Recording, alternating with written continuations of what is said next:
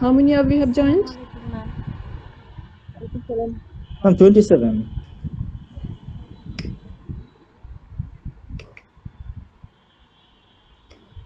Okay. I've just reached home. Must had to take a shower because of the Noah's flood in front of my house, on the street, and everywhere. It's, this flossing rain is actually unimaginable.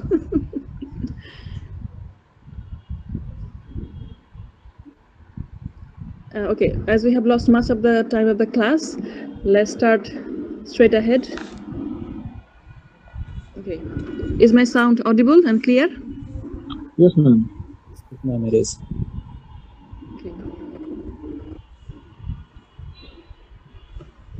We have been studying Fanos, Richard of the Earth, and I think, yes, got it. We have just started the very first part of on violence. We have seen that there are 5 chapters in this book. Where is it? Okay.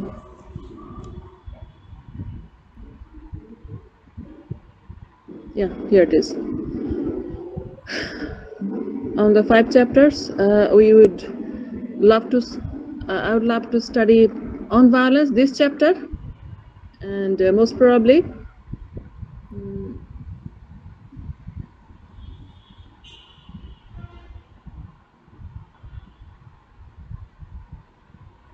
1 and 4, not the other 2. If we study the other 2, we'll give shorter reference, but question will be based on the first chapter and the 4th one, hopefully.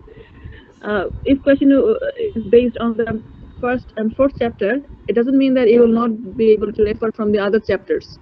If you can collect information from other chapters relevant to that 1 and 4, you can use it. Okay. So in the last class, what we have studied, let me recap. We said there is a foreword by Fano, on Fano by Homike Baba. Homike Baba, it's also a nice reading, but we will skip it. We have skipped it. And about the preface by Japo Satre, we didn't tell much. Let me recap. Japo Satre in his preface said that this book is not for the white. After reading this book, the whites will be ashamed that what they have done, how they have burdened the black people. But this view of Satre was a white man, is actually denied by Fano. He said that this book is for all. Anybody who wants to fight for the bread and the land, this is for them.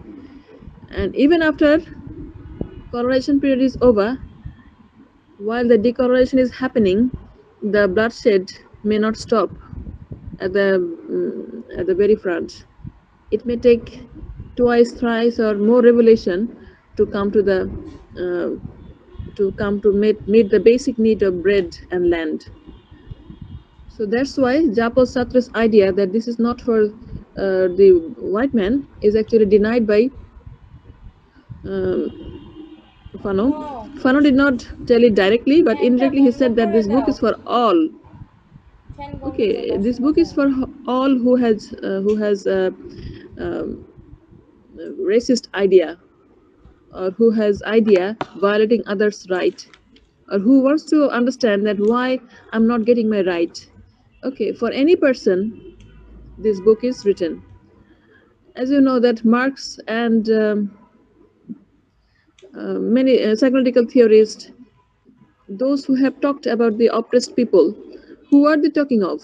They are talking of the white people or the black one. For example, Karl Marx. For whom has he talked? Ma'am, he basically For talked about whom? in general for everybody who are facing the domination or capitalistic societyর যে injustice গুলো ছিল সেগুলো যারা face করছে regardless if they are white or black, doesn't matter. Yeah, basically, it can be applied to anybody, white and black.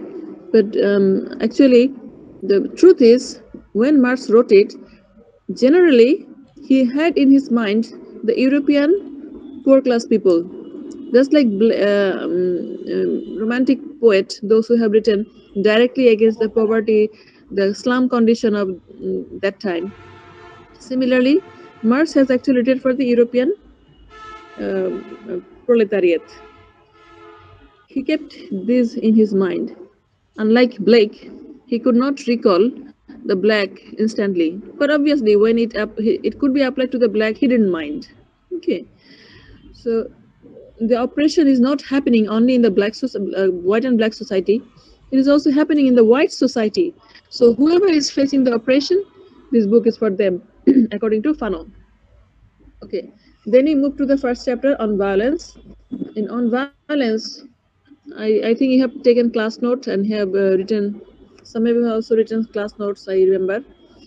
And that was basically on how violence is the only tool for decolonization. Fanon sternly believed that without violence, nothing can be achieved. Now, what kind of violence is he talking about? Actually, he's talking about not only physical violence, he's talking about also mental violence and also talking about material violence. Okay, he actually talked about 3 types of violence: material, material violence. He also talked about mental or psychological violence and also physical violence. All. Okay, this is Sartre. And we also studied in the last class that how the European society compartmentalize their society. Like this part is for this, just like a showroom. In a beautiful, nice showroom in a market, we see that there are many stores. Okay, and in the stores there are, in different compartment, different things are assembled. Okay, giving it a view almost celestial. Okay, the Manichaean view, like the dolls in the showroom are representing a very nice person representing nice dress. Okay, so this kind of view of the uh, white society, white culture, we find when the colonization happened. I mean, whenever there's a colonization, you'll see that they compartmentalize. This is our part, this is our restaurant. I mean, apartheid type of thing. And in their lifestyle, this is a very common thing that they compartmentalize. But when they compartmentalize, they create many sectors. But when they compartmentalize the white people, they compartmentalize into 2. What? Number 1 is the police and the oppressive regime which they will use, and another is the general people. Only these 2 compartments, nothing else. But while compartmentalizing in their own culture, in white culture, in white practice, they compartmentalize like maybe the musician, the people related to art, music, the people with politics, the people with geography, or not only in other sector, like when they rule, they'll rule saying that this is semi-urban, urban class. This is how they compartmentalize, take decision. They become very meticulous. But when they colonize they colonize country like Africa, South Asia, they compartmentalize based on 2 things. Simply, one portion is the general public, one portion is the public, which they will use to oppress their own brother and sister. মানে হচ্ছে হোয়াইটদের কাছে কলোনিগুলোতে 2টা শ্রেণী। একটা হচ্ছে আমাদের চাকর, যারা আমাদের কথা শোনে, সেমি শিক্ষিত, ইংলিশের কিছু পড়ালেখা জানে, আর বাকিরা হচ্ছে ইংলিশ না জানা মূর্খ, গৃহমূর্খ। Okay. Okay, we also focused on here in page 66. As you can see over here, 66. Page number is not given in the main page. This is the page of this PDF. 66. Here we'll see this compartmentalization.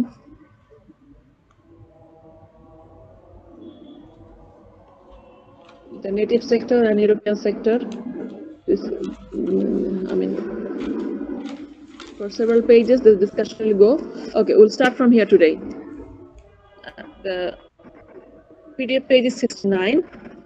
Challenging the colonial world is not a rational confrontation of viewpoints. Okay. So I think you should start taking the note. You can see my screen, right?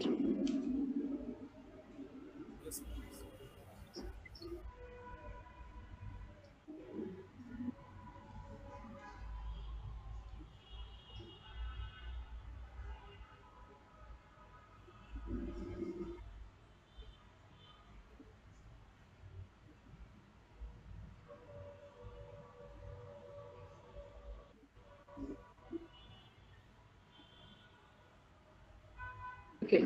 Challenging the colonial world. I mean, what happens when the challenge starts from the colonized part? When the challenge starts, it is shown as in some way that this challenge is kind of ruthless and kind of illogical. How could some black native people or brown native people challenge the colonist, the colonialist? Okay, so it is not a discourse on the universal, but the impassioned claim. We can colonize the black people. That is a very universal notion. It can be accepted, but we cannot say that we will challenge the colonialist power. This is very ununiversal. Okay, so the colonial world is a Manichaean world, and the colonist is not content with the physical limiting the space of the colonized. Blah blah. I mean, এটা পরে last টাইমটা বাদ দাও, মানে এত সুন্দর সাজানো গোছানো একটা ম্যানিকিয়ান ওয়ার্ল্ডকে কেন কেউ চ্যালেঞ্জ করবে, এই ধরনের একটা নোশন তৈরি করে রাখা হয়ে থাকে। Okay, still this will happen.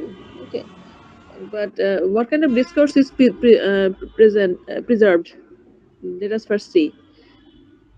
এটাকে কেউ যদি ভায়োলেট করে, চ্যালেঞ্জ করে, এটাকে এমনভাবে দেখানো হয় যে এটা একটা খুব বাজে কাজ হচ্ছে, খুবই আনএথিক্যাল। একটু পরেই আসবে যে কলোনিয়াল পাওয়ারকে কেউ যে চ্যালেঞ্জ করতেছে এটা খুবই আনএথিক্যাল। এটা universally acclaimed that colonial power can automatically rule the black people or African, the Asian people, because by default they are very powerful, intelligent, intellectual, and philanthropic, blah blah. Wherever they go, enlightenment can happen.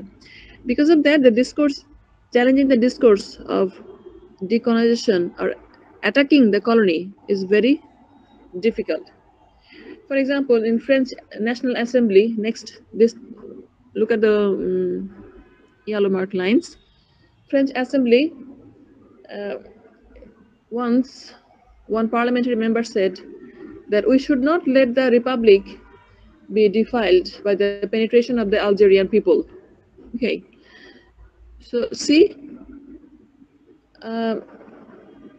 if any person become MP from Algeria or any parliamentary member, it will become similar to defiling. Okay, he simply said defiling. How is it possible that a human being is saying that another human being from another part of the world, if they are in the same place they are sitting, it will defile the place? মানে সেই পার্সনটা কি ভালো মন্দ কোনো judgement না, একমাত্র শুধু Algerian, এই কারণে তাদের যদি আমরা আমাদের এই রিপাবলিকে ঢুকতে দেই তারা ডিফাইলিং হবে। কিন্তু পরবর্তীতে ওরা আবার ওদের নিজেদের ইস্যুতেই ধরা খেয়ে যায়। ওদের যেসব থিওরি, হ্যাঁ, মানে এনলাইটেনমেন্ট বলো, ডেমোক্রেসির থিওরি, ওইসব থিওরিতে ধরা খেয়ে মাঝে মাঝে কিছু কিছু মানে কলোনাইজড এলিটদেরকে নিজেদের পাওয়ারের অন্তর্ভুক্ত করত, একদম ছেড়ে দিত না। যেমন আমাদের দেশে অনেক নওয়াব যারা, তারা ওই সময় পার্লামেন্টের মেম্বার ছিল। Do you know any name?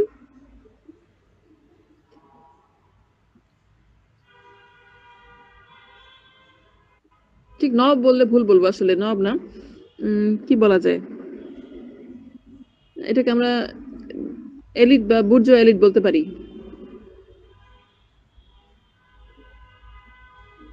Take help from ChatGPT.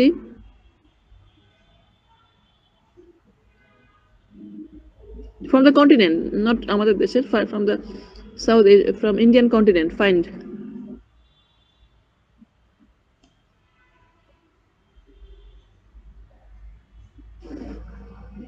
I'm showing that Solimullah Bahadur, then Nawab Ali Chaudhuri, বগুড়ার যে নবাব Yes. ছিল, ঢাকার যে নবাব ছিল, এনারা ছিলেন। and Very other good. parts of India থেকে মহসেনুল মুলক, ভিকারুল মুলক অনেকেই ছিলেন আমি দেখতে পাচ্ছি। অনেকেই এবং এদের অ্যাটিটিউড কি হবে, কিরকম ছিল, তার উপর ডিপেন্ড করে কিন্তু একটা দেশের ভবিষ্যৎ ডিপেন্ড করে। খুব সুন্দর করে ফানো বলছে, আমি জানি না আজকে পড়া শেষ করতে পারবো কিনা চ্যাপ্টারটা। মানে আমি এটা আমরা তো একটু গ্যাপ দিয়ে পড়বো, but I would expect that you read line by line. এটা তোমরা পুরোটা পড়বা, একদম বাদ দেবা না কিচ্ছু। মানে ইটস আই ওপেনিং যে what is happening to our country নাওয়াডেজ, recently last 2 years, last year, and still we are going through things. And from independence 1971, what is happening, it truly opened my eye and have really understood what we are facing, what we are going through. Okay, so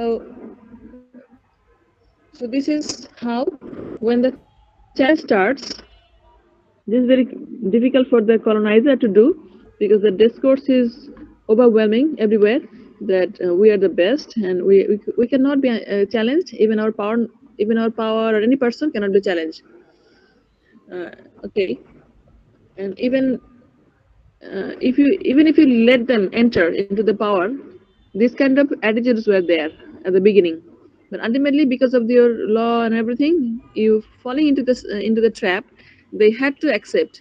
যেমন ধরো যে British প্রধানমন্ত্রী Indian origin, হ্যাঁ, বা tulip, বা বলো আর কে আছে এরকম, বারাক ওবামা, এদের সবার ভিতরে কিন্তু মেন্টালিটিটা হাইব্রিড।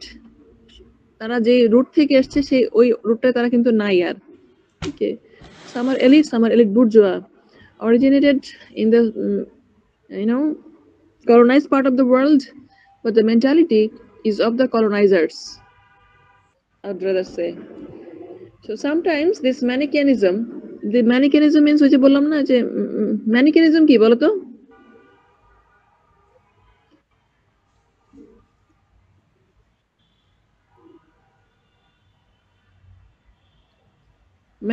Manichaeism কি হতে পারে? Connected to shops.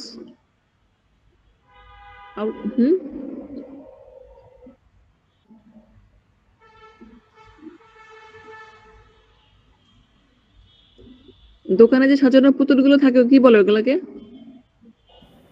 ম্যানিকুইন না? হ্যাঁ, ইয়েস, এটাকে বলতেছে ম্যানিকেনিজম। মানে ফানো এটাকে বলছে যে মানে প্রাণহীন পুতুলের মধ্যে এরকম সাজিয়ে রাখা একটা সাম্রাজ্য।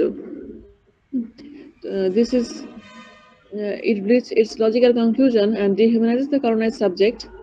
In plain talk, he is reduced to the state of an animal. So decolonization কিভাবে হয় বলতে যে উনি ফার্স্টে বলতেছে it is very difficult to do decolonization or challenge the colony, because universally colonial power is authentic, perfect, nobody can challenge it. Moreover, into the power they don't let the colonizers in. Moreover, this manichaeistic world in such a way dehumanize the colonized subject that whatever they do, even if they do things which is logical, according to them is something animalistic. Okay, so from this position still decolonization starts. Even from this position decolonization starts. Then what happens? During the period of decolonization, the colonized are called upon to be reasonable. They are offered rock solid values. They are told in great detail that decolonization should not mean regression, and they must rely on values which are proved to be reliable and worthwhile. So we see that near the end of 20th century, the colonizing power are understanding that they will not be able to hold the power longer, So they have some way accepted that decolonization can happen. Okay, they have been challenged every now and then in home, on the street, on the court. Okay, so they know that they have to do something different. You know that what they're saying? During the period of decolonization, the decolonizers are called upon to be reasonable. Yeah. Okay, you want decolonization, but you have to be reasonable. How? Because there are values in our society that we must uphold. Without those values, universal, you cannot call yourself human. You'll be dehumanized. মানে কথা হচ্ছে যে তুমি মারো, কিন্তু সেটার একটা পদ্ধতি আছে, সবকিছু একটা ভ্যালু আছে, এথিক্স আছে। এতদিন কোথায় ছিল এথিক্স? কিন্তু এখন এগুলো খুব বলা শুরু করলো। নিশ্চয়ই বুঝতে পারছো যে এখনকার সময়ে খুব সবচেয়ে বড় এক্সাম্পল হচ্ছে গাজা। প্রথম যখন অক্টোবর অ্যাটাকটা হলো, তখনকার যেই কথাগুলো আসতেছিল, হ্যাঁ, কিভাবে হত্যা হয়েছে, কি করা হয়েছে, এটার যে ব্রুটালিটির যে বর্ণনাগুলো আসতেছিল, অবভিয়াসলি এটা কখনোই মানুষ হত্যা, শিশু হত্যা ভালো না। কিন্তু যে ল্যাঙ্গুয়েজ গুলো আসতেছিল, সেই কাজটা তো ওরা নিজে করে আসছে, ওদের তো একটু লজ্জা হওয়া উচিত ছিল যে we have been paid back, এটা আমাদের ভাগ্যে ছিল, আমাদের ভাগ্যে আসতোই ঘুরে ফিরে, এই কথাটাও সাথে বলা উচিত ছিল ওদের বেশি বেশি করে। But what they talked about is only the brutality of those that ওদের কোনো ভ্যালু নাই, ওদের কোনো এথিক্স নাই, ওরা হচ্ছে ওয়ারমঙ্গার, চাইল্ড কিলার, শুধু এগুলোই বলা হচ্ছে। তো যখন এই ব্যাপারটা চলে আসতেছে যে ডিকলনাইজেশন শুরু হয়ে গেছে এবং হবে, they focused on the ethics. Okay, they offered rock solid values. তখন তোরা বলা ভাষা চেঞ্জ করে বলতেছে decolonization should not mean regression and that they must rely on values which have proved to be reliable and worthwhile.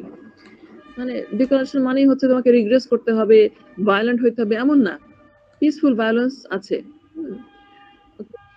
মানে কি এই যে গান্ধী এটা তার ইন্সপায়ার্ড হতে পারে কিছুটা, অবশ্যই কিছুটা, কারণ গান্ধী নিজেও তো ওই ধরনের একাডেমিক লার্নিং এই বড় হয়েছে, তাই না, কলোনাইজদের, এবং তার নিজস্বতা ও সাথে ওটা যে একটা মিক্সচার হতে পারে, এটা তো আমরা ধরে নিতেই পারি যে হ্যাঁ ওখান থেকে নন ভায়োলেন্সের কনসেপ্ট চলে আসছে। তারপরে উনি কিন্তু রক সলিড ওয়েতে ওনার মতো করে কলোনাইজারদের এগেইনস্টে দাঁড়িয়েছিলেন। ওকে, সেটা নিয়ে তো অনেক দ্বন্দ্ব, অনেক কথা আছে, হোয়াটসএভার, কিন্তু ওরা যেটা বলতেছে সেটা নিজেদের স্বার্থে বলতেছে। আর গান্ধী যেটা করেছে, আলটিমেট লক্ষ্য ছিল মুক্তি দেওয়া এই দেশের গরিব শ্রেণীকে, আর ওরা যেটা বলতেছে নিজেদের গা বাঁচানোর জন্য, যাতে করে এই এসব কথার ধোয়া তুলে নিজেরা বাঁচতে পারে। ওকে, so white values reign supreme. Now the values they're talking about, these are white values. Okay, the value was not applicable when they ruled, when they killed people, but that is applicable when the Indians are killing the police, the superintendent, the governors. Okay, then this value is applicable. In the period of decolonization, the colonized masses thumb their nose at these very values, shower them with insult, and vomit them up. So when the values could be negated by the colonized people, only then change happened. So here violence is needed. Again, every now and then he'll come back to violence, that how the value can be even eradicated by violence. Look at the description. The language of this descriptive language is very poetic, powerful, and also, I mean, provoking activism into the mind of the readers.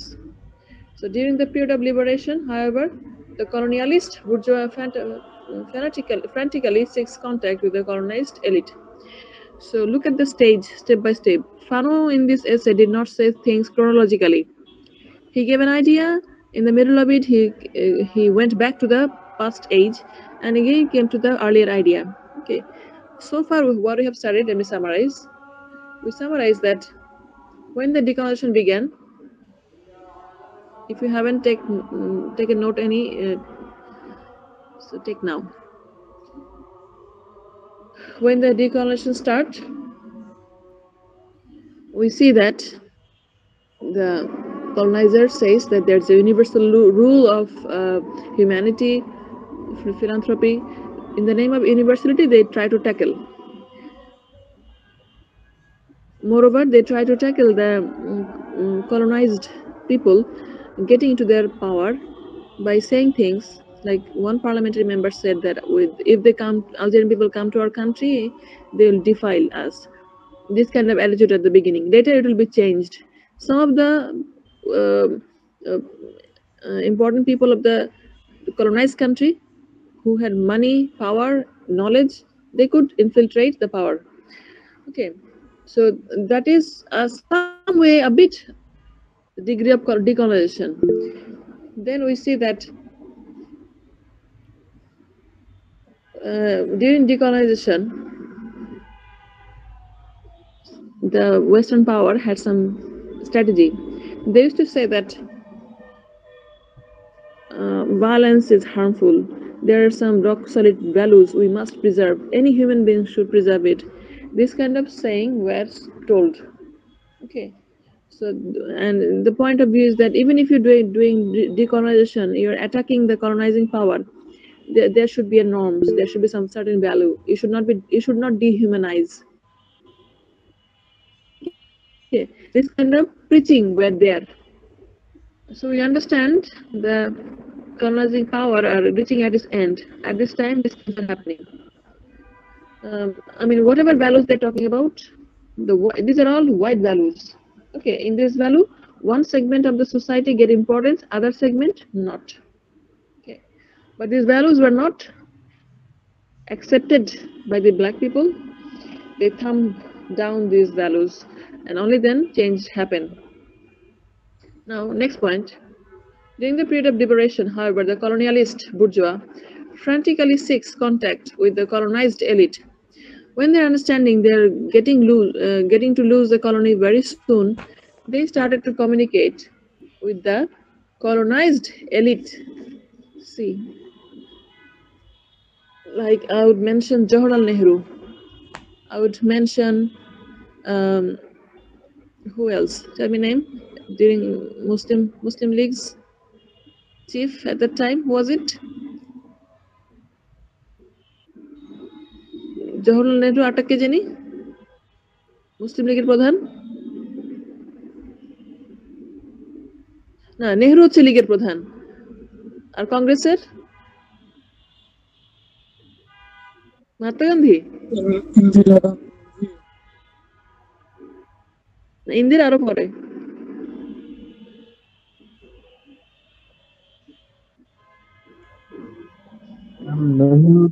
যাই হোক, so these are Nehru Congress. তাহলে গান্ধী কি নাম তাহলে? রাজা সলিমুল্লাহ ছিল, জিন্নাহ ছিল, রাহুল গান্ধী হতে পারে। জিন্নাহ ভুলে গেছি, জিন্নাহ ছিল ওই সময়। হ্যাঁ, তারও আগে আরো অন্য নাম হবে। মেজর এই দুজনকে আমরা চিনি। কংগ্রেস আর এর নাম বললেই জওহরলাল নেহরু আর জিন্নাহ নাম আসবে। এরা কারা? এরা হচ্ছে কি কলোনাইজড এলিট। ওরা মনে মগজে এক না, মন আর মগজ ওদের এক কাজ করে না। ওদের মনে হচ্ছে হয়তো দেশপ্রেম আছে, কিন্তু মগজে নাই। দুটোর মধ্যে সমস্যা আছে। বিকজ তাদের অরিজিনাল নলেজটা হচ্ছে কি কলোনাইজারদের নলেজ। ওইটা থেকে ওরা হিউম্যানিজম, লিবারালিজম যা কিছু বলে ওখান থেকে শিখছে, ডেমোক্রেটিক আইডিয়া। এটা পরে আসবে আবার। So when the colonial power understood that soon they will get lose the power, they started to contact the colonialist bourgeois, and they sometimes uphold them. You are the leader, you should take decision. Okay, they sometimes pampered them even, because they know if they can get a close contact with this person, our business will not fall. শেষের দিকে দেখবা কি যে পাকিস্তান, ভারত ভাগ হয়ে যাওয়া, সরে যাওয়া, এই সময়টা যেরকম মনে হচ্ছিল যে অনেক ভায়োলেন্ট কিছু হবে, এমন কিছু হলো না, সুন্দর মতোই ভাগ হয়ে গেল। হ্যাঁ, তার আগে হয়েছে পার্টিশনের যে সংঘাত, সেগুলো হয়েছে, কিন্তু ব্রিটিশ সরকারের সাথে সংঘাত ছাড়া সুন্দর মতো ভালো মতো ভাগ হয়ে গেল। এর ভিতরে পলিটিক্স আছে। Okay, I believe the sole reason is business. ওরকম সংঘাত করে চলে গেলে তো সব বন্ধ করে দেবে। যে বিজনেস চালু আছে অলরেডি এদের সাথে সেগুলো রাখতে হবে না। তো খুব সুন্দরভাবে যখন একটা colonizing power বা এখনকার যেসব new colonial power, when they understand that they will not be able to manage that country anymore, okay, still they keep good relation. Okay, ওরা এত চালাক, উপর দিয়ে খুবই ভালো সম্পর্ক, হ্যাঁ, কিন্তু আস্তে আস্তে ও যেটা সুবিধা নেওয়া সেটা নিতে থাকবে এবং দরকার হলে তাকে পাওয়ারে বসায় রাখবে। ওকে, সো মানে ওরা এইসব বিজনেস তোরা হুট করে বন্ধ করবে না, সেগুলোই হবে। সেজন্য ওদের পদ্ধতিটা হচ্ছে যখন এরকম দেখবো যে পাওয়ার হাতছাড়া হয়ে যাবে, কন্ট্রোলে রাখার জন্য ওই কর্নিয়ালিস বুর্জোয়াকে হাত করা। আর ওরা খুব ভালো করে জানে যে রুট থেকে ওদের যা করার করে দিছে, ওদের মাথার ভিতরে মগজের ভিতরে ঢুকাই দিছে, হোয়াইট সুপ্রিমেসির আইডিয়াটা ঢুকানো হয়ে গেছে। ওই যে আমরা পড়েছি গত ক্লাসে ব্ল্যাক স্কিন হোয়াইট মাস্ক, ওরা সবাই যে হোয়াইট হতে চায় এটা ওরা জানে, সবাই যে আমাদের মতোই হতে চাইবে, আমরাই সভ্যতার ধারক, এটা মাথায় ঢুকানো হয়ে গেছে। তো ওরা নিশ্চিন্ত এদিক থেকে, এখন শুধু strategy. This colonial bourgeois frantically seeks contact with the colonized elite. So it is with this elite that the famous dialogue on values is established. ওই যে ফেমাস ডায়লগ একদিন বলতো যেটা ঠিক না এটা ঠিক, এগুলো ওরা এখন ওদের সাথে বলে যে তোমার দেশকে তোমার মানে এথিক্যাল একটা স্ট্যান্ডার্ড রাখতে হবে। এই যে বুলি কপচানো সেটা এখনো দিয়ে যাচ্ছে। When the colonialist bourgeois realizes it is impossible to maintain its domination over the colonies, it decides to wage a rearguard campaign in the fields of culture, values, technology, etc. Fanon in 60s or 50s have understood this. যখন কলোনিয়ালিস্ট পাওয়ারটা বুঝে যায় যে আর domination রাখতে পারবো না, তখন কি করে বলো তো?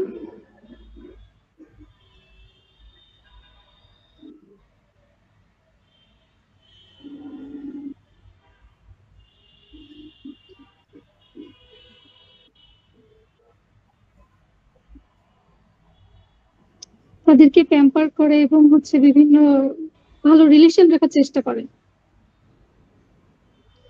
রাইট। আর কালচার, ভ্যালু, টেকনোলজি মানে এটা বেসিক্যালি হোয়াইট আইডিয়া বা হোয়াইট যে ওদের যে ভ্যালু, ওদের কাছে যে ভ্যালুটা সেটাই আসলে এস্টাবলিশ করে through the manipulation of the native people.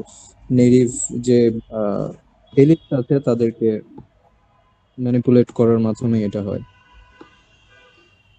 Fanon কিন্তু 60-এর মানুষ, ও শুধু এতটুকুই জানে যে রেডিওর ব্যবহার ওয়ার্ল্ড ওয়ার 2-তে, পরমাণু বোমা, হ্যাঁ, ও কিন্তু ইমেল দেখে নাই, ইমেল শুরু হয়নি, তারপরে বুঝে গেছে যে এইভাবেই হবে। For example, now we are simply colonized by the device in your hand, everybody.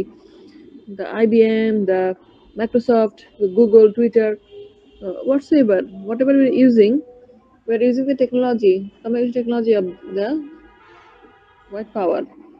The value culture we're upholding, these are all theirs. And we're getting this through media, through films. We're also getting this through products and products we're using through political agenda, political beliefs. We're having all the things in our mind from the white, okay, and we're believing it. So this is how, when the decolonization is happening, the disintegration is happening, the people, the colonizer, first they create a good communication with the elite, then they campaign in the field of culture, value, and technology, and preserve their power. Even if the country is fully decolonized or free, still the continuation of this preservation of power will go on. Now, the intellectual who, for his part, has adopted the abstract, universal values of the colonizer is prepared to fight so that colonists and colonized can live in peace in a new world. Here I disagree with Fano, but still very difficult to disagree. যে এই জায়গাতে এসে তখন ওই যে ইন্টেলেকচুয়ালদের brain wash করে দিয়ে গেছে, ইন্টেলেকচুয়াল সাথে কন্ট্যাক্ট রাখে সবসময়, ওদেরকে ভুলতে দেয় না, হ্যাঁ, যে ওদেরকে ভুলতে দেয় না যে ওর সাথে কি হয়েছে, ওদেরকে হ্যাঁ সরি ওদেরকে ভুলাই দেয়, ওটা বললাম ভুলাই দেয় ওর সাথে এতদিন কি হয়েছে, বরঞ্চ এখন কি ভাবতে হবে সারাক্ষণ ব্যস্ত রাখে ওই ভাবনাতে, পাস্টে রিসাফল করতে দেয় না, প্রেজেন্টে আটকে রাখে। এবং the intellectual of the colonized country, those who have adopted the abstract universal values, আর তখন ওরা কি করে ওই যে নতুন ভ্যালু যে ভ্যালুগুলো শিখাই দিচ্ছে ওদেরকে ওই ভ্যালুটাকে প্রিজার্ভ করতে থাকে, মনে করে যে হ্যাঁ এটাই তো ইউনিভার্সাল ভ্যালু, এখন এটাই মানবো, এর বাইরে বেরোনো যাবে না, because we need peace. Peace is the ultimate. For peace we should not fight. I don't know, maybe Fano has Gandhi in his mind, I'm not sure. But still I somewhere disagree that if peace is possible with human rights, why not go for it? But Fano is saying that with peace no human right is possible, that's why violence is must. তাহলে কি হলো, ওই পাওয়ার গুলা, elite পাওয়াররা ওদের যে universal view white সেটাকে ধারণ করে কন্টিনিউ করতে থাকে, এবং এরাই পরবর্তীতে ক্ষমতায় আসবে, এবং ওদের ধারণাটা এরকম থাকে যে সমাজে শান্তিপূর্ণতা রাখতে হবে এবং কোনো গ্যাঞ্জাম না হয় এরকম থাকতে হবে। কিন্তু ফানো বলছে এখানে আমরা ভুল করি, যেসব জিনিসগুলো পাল্টানোর দরকার ওইগুলোকে ভেঙে ফেলতে হবে, তার জন্য যদি কিছু মানুষের জীবনও যায় যাক। Here he is very violent. এই জন্য অনেকে ফানোকে পছন্দ করে না, যে he is only talking about violence. কিন্তু দেখো ওর পক্ষে যদি বলি, আসলেই তো কিছু কিছু জিনিস আছে, যেমন ধরো এক এক দেশে এক্সিকিউশনের সিস্টেম এক এক রকম। হ্যাঁ, তো আমরা কি করি, এক একটা দেশ আর একটা দেশে এক্সিকিউশন সিস্টেমকে কন্ট্রোল করতে চাই, যে বলে এটাই পারফেক্ট, কিন্তু ওই দেশের মানুষ তারা বেশি ভালো জানে যে তাদের দেশের কোনটা পারফেক্ট। ফর এক্সাম্পল ইন চিনো আচিবিস book where we see that how আচ্ছা গত ক্লাসে জিজ্ঞেস করছিলাম বইটা কি তোমাদের পড়া হয়েছে, আমি ভুলে গেছি। Things fall apart. জি জি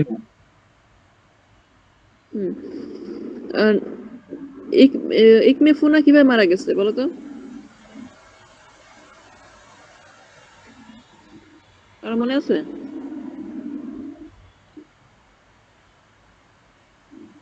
নোইস ফ্রেন্ড ইকমে ফুনা।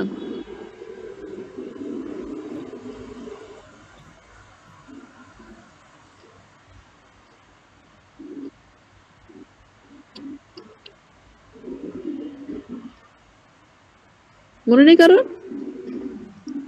ম্যাম নামটা ওটা ঠিক বলছি? পুরোপুরি আলোচনা করা হয়নি। হ্যাঁ নাম ওরকমই ছিল ম্যাম, আফ্রিকান নেম ছিল, তো ওদের একটা ট্রাইবের একটা বাচ্চা ছেলের নাম ছিল, কাইন্ড অফ কম্পেনসেশনের জন্য কিলিং হয় ওই ইয়েটার জন্য। মানে ও হচ্ছে বলো। ম্যাম আমরা বেসিক্যালি কি আইডিয়াটা একটু আলোচনা করেছিলাম, যে কিভাবে সেন্টার হোল্ড করতে পারে না বা ও ফল আচ্ছা। এই ব্যাপারগুলো নিয়ে। ইকমে ফুনা যেভাবে মারা গেছে, নিয়ম হচ্ছে যে দুইটা দেশের যুদ্ধ হলো, দুইটা ট্রাইবের যুদ্ধ হলে যারা হেরে যায়, হ্যাঁ ওই হেরে যাওয়া পার্টি গুলো যদি কেউ বন্দি থাকে তাদেরকে এক্সিকিউট করা হয়। তো এই এক্সিকিউশনের ক্ষেত্রে কোনো কোনো ক্ষেত্রে ক্যানিবালিস্টিক প্র্যাকটিসও ছিল, কাউকে খেয়ে ফেলা হতো, ক্রাইটেরিয়া আছে কাদের খেয়ে ফেলা হবে। আর যদি কোনো বাচ্চার বয়স কম থাকে, ওই যুদ্ধে থাকে সে যুক্ত, তখন ওকে কোনো কিছু করা হবে না, সে ওই ট্রাইবেই বড় হতে থাকবে। কিন্তু একটা সার্টেন এজের পরে যখন বলা হবে যে অ্যাডাল্টহুড চলে আসছে, তখন ওকে মারা হবে। তো নই ওই যে বিদেশি ট্রাইব তাদের কাছ থেকে ইকমে ফুনার সাথে একসাথে বড় হচ্ছিল, ওর বন্ধু, ওই ছোটবেলায় একসাথে বড় হয়েছে, এত ছোটবেলায় ওকে বন্দি করা হয়েছিল, এত কিছু ওরা বোঝেও না। যখন বড় হয়ে দেখলো কি যে ওর নিজের বন্ধুকে, ইকমে ফুনাকে প্রোটাগনিস্ট, সেও আদর করতো ওকুনকো। এখন যখন ওকে এক্সিকিউশন করার সময় আসছে, যেহেতু এটা ওদের রুল করতেই হবে, এটা নই মেনে নিতে পারে নাই যে আমরা এইভাবে কেন মেরে ফেলা হবে। কিন্তু এইটা আবার ওই ট্রাইবের স্টাইল, ওদের ফিচার, অনেক দিন থেকে ওরা এটা ফলো করে। এটা এক ধরনের ভীতি প্রদর্শন অন্য ট্রাইবের প্রতি, যাতে ওইখানে অ্যাটাক না করে। অবভিয়াসলি অনেকের কাছে এটা খারাপ লাগছে শুনে যে কেন ছোট বাচ্চাকে মেরে ফেলা হলো, হোক সে শত্রুপক্ষের। হ্যাঁ, আমি যদি আমার ধর্ম বিশ্বাস করি একরকম ভাবছি, ওই ট্রাইব ওর মতো ভাবছে, এক একজন এক এক রকম ভাবছে। হ্যাঁ, তাহলে আসলে এক একজনের একটা লজিক আছে, যে লজিকটা সে জট যতক্ষণ না ভাঙবে সে ওখান থেকে বের হবে না। এই লজিকটা জট ভেঙে দিয়েছে নই, যে ও তো আমার বন্ধু ছিল, তখন সে অ্যাকসেপ্ট করে, ক্রিশ্চিয়ানিটি অ্যাকসেপ্ট করে, সে অন্য ধর্মে চলে যায়। ওকে, সো এভরি মানে প্রত্যেকের একটা লজিক থাকে, সে ওইটা ধারণ করে তার কালচারকে প্র্যাকটিস করে। অন্য একটা কালচার এটাকে নাও মানতে পারে, অন্য একটা কালচার সেটাকে নাও মানতে পারে, সেটা হয়তো অন্য একটা কাজের সাথে কনফ্রন্টেশন হয়ে হয়ে আস্তে আস্তে এই চেঞ্জ গুলো আসবে। ওকে, তো এখানে এই প্রশ্নটা আসে যে ফানো যেটা বলতেছে যে ইউনিভার্সালিজম বলে কিছু নাই, everybody has their own phenomena, তো তোমাকে অ্যাটাক করতে হবে, তোমাকে মারতেই হবে, তোমার কোনো অপশন নাই। সো এই জায়গাটাতে এসে একটা দ্বন্দ্ব হয় অন্যদের সাথে, মানে killing is brutal, you should not harm others, এরকম কিছু টার্ম আছে যেগুলো ইউনিভার্সাল, কিন্তু ফানো বলতেছে যে এগুলো মানলে কখনোই পরিবর্তন আসবে না। ফানো কথা হচ্ছে গিয়ে যে আমার সাথে ভায়োলেন্ট তাকে তোমাকে মারতে হবে, তুমি যদি পরিবর্তন চাও ওই পাওয়ারকে অ্যাটাক করতেই হবে। অনেকটা ওনার কথা শুনলে মনে হয় একজন পলিটিশিয়ান যেরকম অ্যাটাক করে আরেকটা দেশ সাম্রাজ্য, ওই রকম। ধরো মোগল সাম্রাজ্য অ্যাটাক করার সময় গিয়ে জিজ্ঞেস করে আসছিল, ভোট নিয়ে আসছিল অ্যাটাক করবো কি করবো না, কেউই করেনি। পৃথিবীর কোনো অ্যাটাকই কিন্তু এরকম ভোটে একমাত্র ওইগুলা যেগুলোতে মনে ধরো আমার সাথে অন্যায় হয়েছে, আমি আমার একটা গ্রুপ ওখানে গেছিল, ওকে মেরে ফেলা হয়েছে, এইসব কেস ছাড়া কিন্তু কখনোই এরকম খুব জাজমেন্টাল রিজন নিয়ে কিন্তু ভায়োলেন্স হয় না, হয় হচ্ছে গিয়ে একটা পাওয়ার আরেকটা পাওয়ারকে দখল করার জন্য। ফানো ওইটাতেই বিশ্বাস করে যে একমাত্র এই পাওয়ার এক্সার্ট করলেই সম্ভব। আর ইয়ে বলতেছে ইউনিভার্সাল যে ভ্যালুস সেখানে এইখানে সে ডিনাই করছে যে ইউনিভার্সাল ভ্যালুস বলে কিছু নাই, প্রত্যেকটা রেস আলাদা, তার মতো করে সে তার জাতিকে উদ্ধার করতে পারলেই হয়েছে।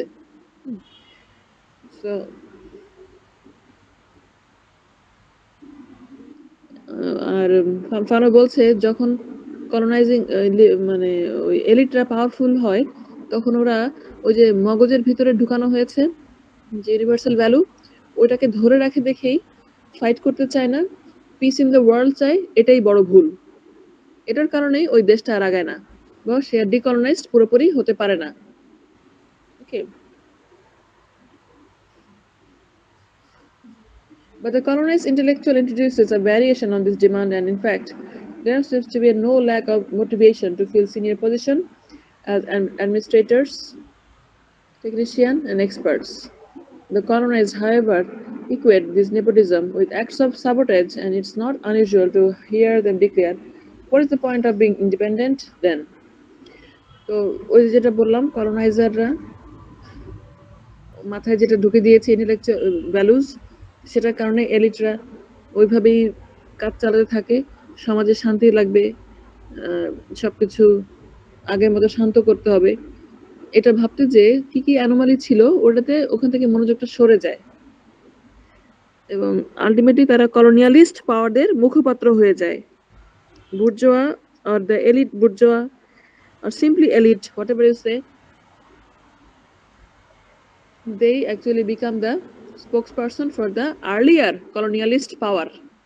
Okay, because they are educated and have been educated by the colonizers' idea, philosophy. Okay, and they believe in some abstract universal value. Because of that, they continue doing the things that the white supremacist power used to do. And when they come into power,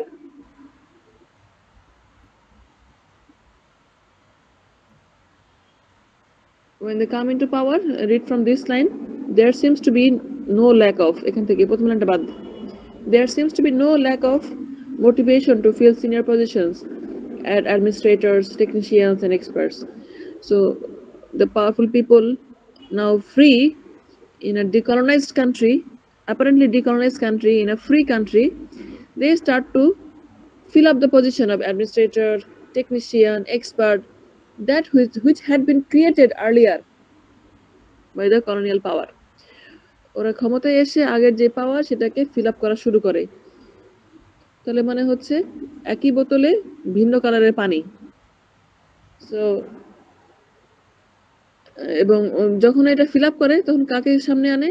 obviously যারা এই ধরনের capacity আছে বুঝার, এই ধরনের পজিশনে যেসব dialogue হয়, কথাবার্তা হয়, লেখালেখি, চিঠি চালাচালি, অফিসিয়াল ডকুমেন্ট তৈরি, এই কাজগুলো কে পারবে? All those elite bourgeois class, the educated class, they will know that ultimately they bring the common people, the similar people as them to this position of administrator and everything. So we see the full reshaping of the colonial power. It seems like colonized power. It seems like the colonized are in power. Actually, the full setup of the colonial power is built. So when this happens, what do the simple colonized people say? Once colonized people, now newly colonized people say, they say, what is the point of being independent then? তাহলে আমাদের স্বাধীন হয়ে কি লাভ হলো? If we compare this situation to South Asia, you'll see that whenever a country is getting into power, country's elite are getting into power, they are doing nepotism. They are putting their party people, their known people in the power.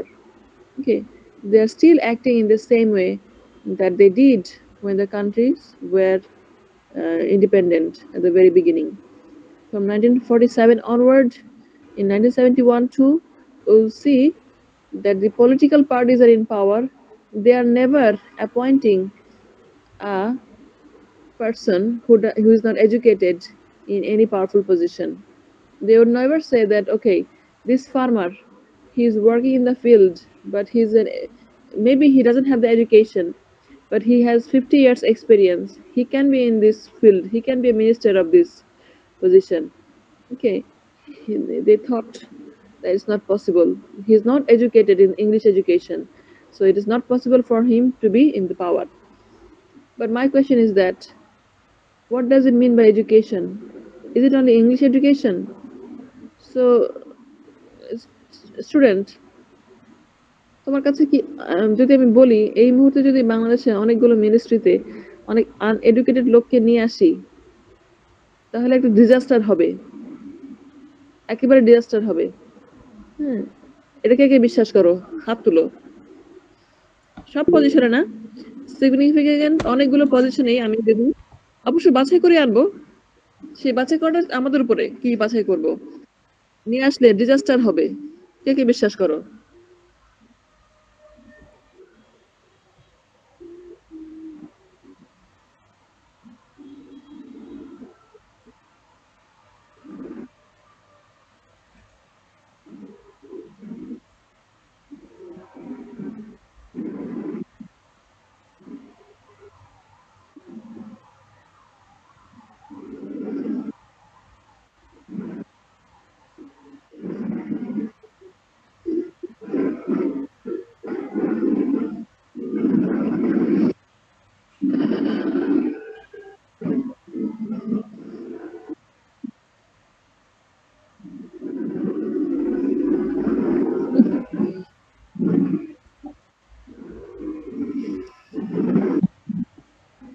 আসলে including me, I can see 18 people has raised our hand because we cannot think that কিভাবে সম্ভব।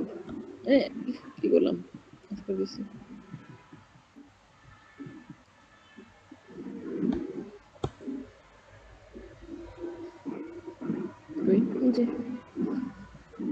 আশা মানে হচ্ছে দেখতে পাচ্ছিলাম, আমি দেখি।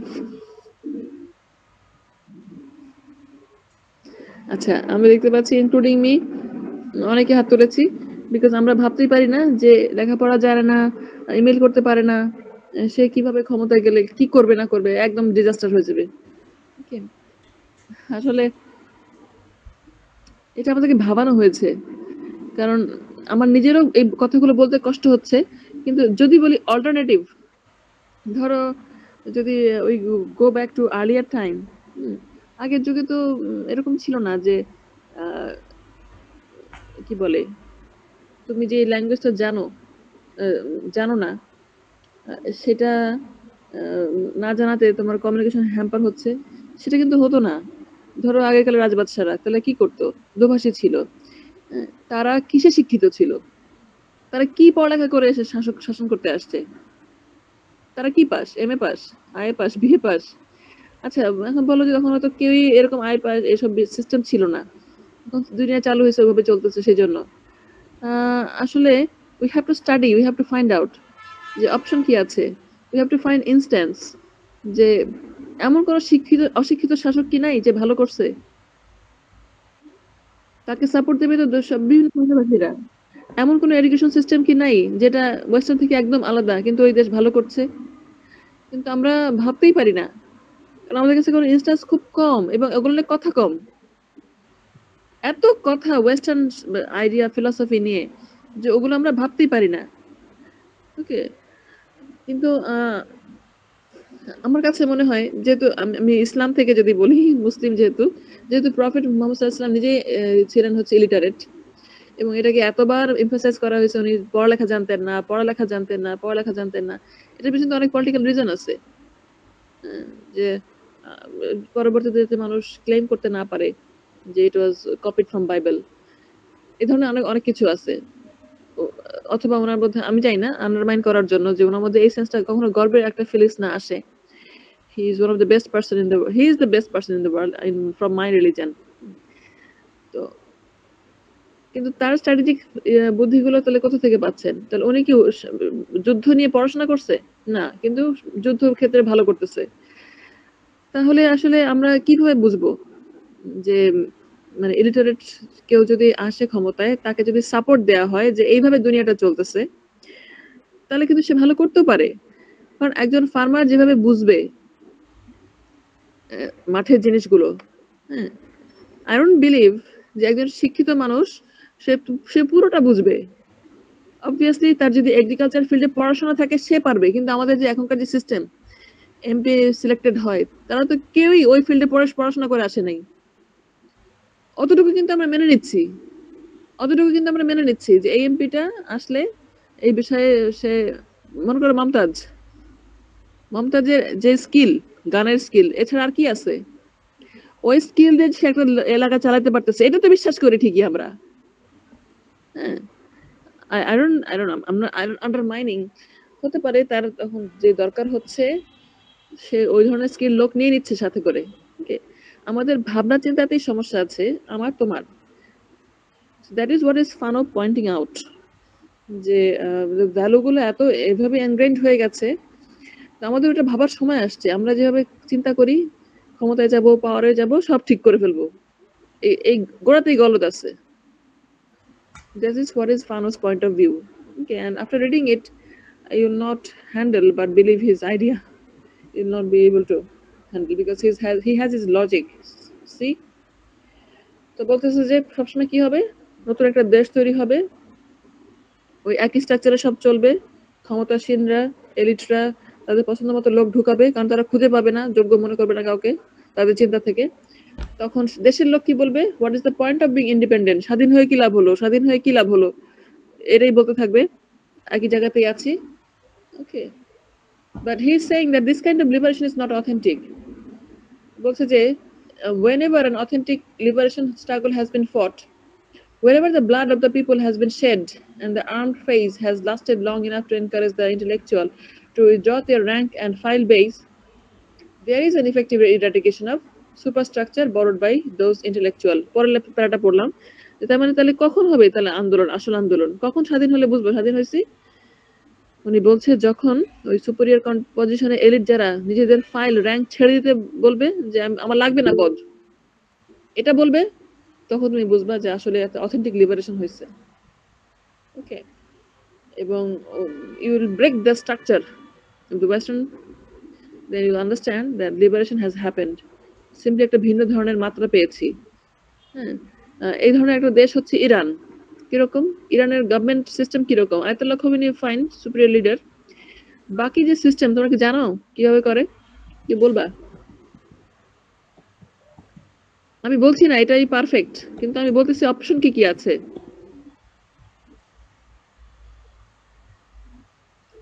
ওদের গভর্নমেন্ট সিস্টেম কিরকম? পেজেশকিয়ান আছে, হ্যাঁ, প্রেসিডেন্ট আছে। আর কি? ওদের সূরা সম্বন্ধে জানো না? সূরা কমিটি থাকে যে? ম্যাম, যতদূর জানি ওদের যেই প্রেসিডেন্ট থাকে সেই চুজ করে। হ্যাঁ, সে চুজ করে। তাদের কাজ কি?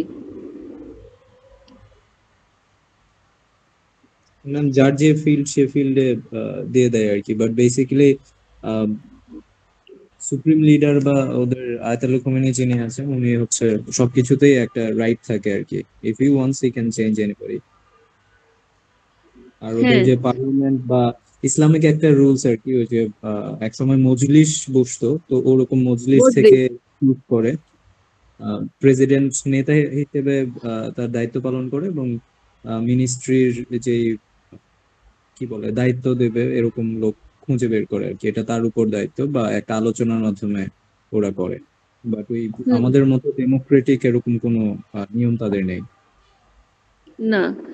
এই যে সিলেক্টিভ কিছু লোক আসতেছে, হ্যাঁ, হতে পারে অনেকে ফার্স্টেই বলবে নেপোটিজম, কিন্তু একটু ভিন্ন একটা আইডিয়া দেখো।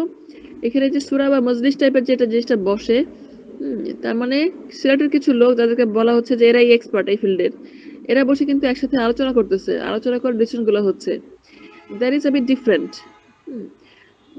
কি but that is their own, এটা তো ওন স্টাইল। এখন যেটা আফগানিস্তান খুব প্রেইজড হচ্ছে সব জায়গাতে, আফগানিস্তানেরও কিন্তু পদ্ধতিটা কিছুটা ভিন্ন, জানো?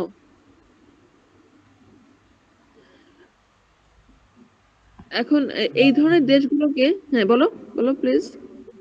ম্যাম, আফগানিস্তান নিয়ে তেমন একটা আইডিয়া নেই, সেটাই বলতে চাচ্ছিলাম।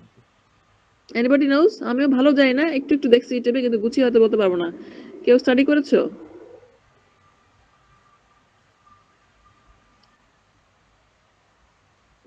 বাট ওইটাও কিন্তু ওরকম না যে ডেমোক্রেটিক কান্ট্রি যে সবসময় সারা বিশ্বে চালু আছে, ওইটা না, ওই প্র্যাকটিস না, এটাও ভিন্ন। এখন প্রবলেম হচ্ছে কি, ওরা যেভাবে প্র্যাকটিস করছে সেটাকে নেগেটিভ করার জন্য কিন্তু ওয়েস্টার্ন মিডিয়া উঠে পড়ে লাগে, কারণ পাচ্ছে ডেমোক্রেটিক আইডিয়াটা আনপপুলার হয়ে যায় এই কারণে। আহ, তো সেটার যে ভালো মন্দ ওটা অ্যাসেস করার সুযোগই পায় না। অন্য একটা দেশ যে ফলো করবে সেটা সুযোগই পায় না, ওই যে আমাদের মন মগজে ঢুকে গেছে ডেমোক্রেসি ডেমোক্রেসি, ওখান থেকে আমরা বেরোতে পারি না। So that is what Fano is saying, that when the liberation happens, if you will understand it as authentic, if only the higher ranked people earlier has been ready to shed their rank, then you understand that this true liberation happened. Okay.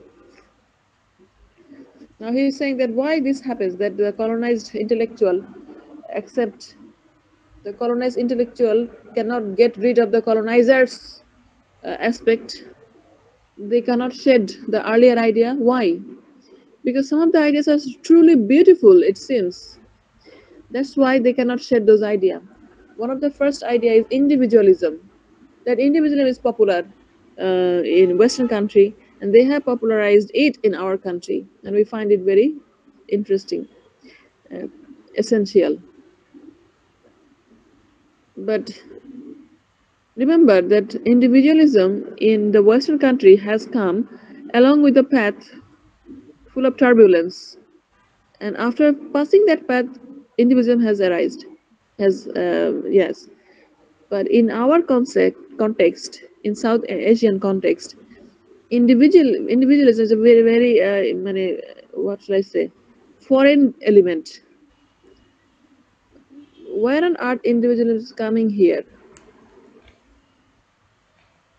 We don't see the Renaissance age. We don't see the Elizabethan freedom. We don't see the neoclassical sarcasm. We don't see the Victorian Enlightenment. We don't see the problem of late Victorian age, the loss of religion.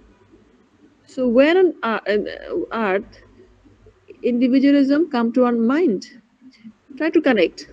অতগুলো পথ পাড়ি দেওয়ার পরে ইন্ডিভিজুয়ালিজমটা ইংল্যান্ডে মানায়, ইউরোপে মানায়। Renaissance, Elizabethan age, new classical, Victorian trauma and everything, and sorry, romantic ageর যে ইন্ডাস্ট্রিয়াল রেভলিউশন, এই সব কিছু পার হওয়ার পরে ধর্ম নিয়ে যে একটা দ্বন্দ্ব, তারপর ইন্ডিভিজুয়ালিজমটা ওদেরকে মানায়, ওটা একটা সলিউশন দেয় ওদেরকে যে সব দ্বন্দ্ব থেকে মুক্তির একটাই উপায়, তুমি তোমার মতো করে পৃথিবীটাকে ভাবো, তাহলে সমাধান। কিন্তু আমরা যেখান থেকে ইন্ডিভিজুয়ালটা পাইছি যে সময়টায়, সাউথ এশিয়ার কথা চিন্তা করো, already we live in a community. We don't have any concept of religious conflict. Okay, we are happy with their religion. We love community. At that time, if individuality is infiltrating, that is the wrong time. এমন যদি হতো আমাদের সমাজের এরকম একটা অবস্থা, আমরা আর ব্যক্তি গ্রুপের ভিতরে কোনো শান্তি পাচ্ছি না, তখন ইন্ডিভিজুয়াল মানাইতো, যেটা ওয়েস্টার্ন কান্ট্রিতে হয়েছে। হ্যাঁ, কারণ ওই ভিক্টোরিয়ান এজে অলরেডি ওরা এত মানে এত টেকনোলজিক্যাল অ্যাডভান্সমেন্ট দেখে ফেলছে, তখন ওদের কি বলে কমিউনিটি ফিলিংসটা আসলে ওদের কোনো সলিউশন দিচ্ছে না, অটোমেটিক্যালি ইন্ডিভিজুয়ালিজম তৈরি হচ্ছে কোনো না কোনো ভাবে। সেখান থেকে আমাদের যে আর্থসামাজিক অবস্থা, সোশ্যাল সিস্টেম, সেখানে কিন্তু ইন্ডিভিজুয়ালটা মানায় না। কিন্তু এটা কিন্তু একটা ফরেন জিনিস ঢুকে গেল, ঠিক অ্যালার্জির মতন। অ্যালার্জি যেমন হচ্ছে গিয়ে অদ্ভুত কিছু বাইরে থেকে এসে আসলে বডি চিনতে পারে না, চুলকায়। Similarly, individualism has created that irritation in our culture. According to Fano, he's saying, look, the colonized intellectual learned from his masters that the individual must assert himself. The colonialist bourgeois hammered into the colonized mind the notion of a society of individuals where each is locked in his subjectivity, where wealth lies in thought. But the colonized intellectual, who is lucky enough to bunker down with the people during the liberation struggle, will soon discover the falsity of this theory. Involvement in the organization of the struggle will already introduce him into a vocabulary, brother, sister, comrade. আমরা রাস্তাঘাটে কারো দেখলি বলি ভাই বানাই ফেলি, আপা বানাই ফেলি, ভাবি বানাই ফেলি। এটা কি ওরা করে ওয়েস্টার্নরা?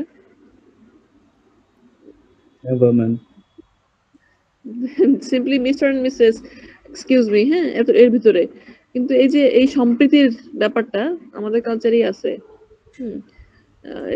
এই পাশের কালচারে আমরা দেখতে পাই। সেই কালচারের ভিতরে ইন্ডিভিজুয়াল ঢোকা মানে হচ্ছে একটা বিদেশি জিনিস ঢুকে যাওয়া, according to Fanon. The sisterhood, brotherhood concept is very familiar to us. Here, individualism is a kind of alien concept, not homogenizing. Okay. So this colonized intellectual, pulverized by the colonialist culture, will also discover the strength of village assemblies. So actually, the colonized people, those who are intellectual, they understand the power of assembly, the power of the people's commissions, and the extraordinary productiveness of neighborhood and section committee meeting. Okay, so here personal interest and other collective interest, because in reality everyone will be discovered by the French এ যাচ্ছি না, এতটুকুই বুঝতে পারবো, থিওরিটা আসি। এখানে উনি French দিয়ে বুঝাইছে, ওটাতে যাব না। আলটিমেটলি কি, যে village assembly, the power of people's commission, and the external productiveness of the neighborhood, এই জিনিসগুলো খুবই ইম্পর্টেন্ট।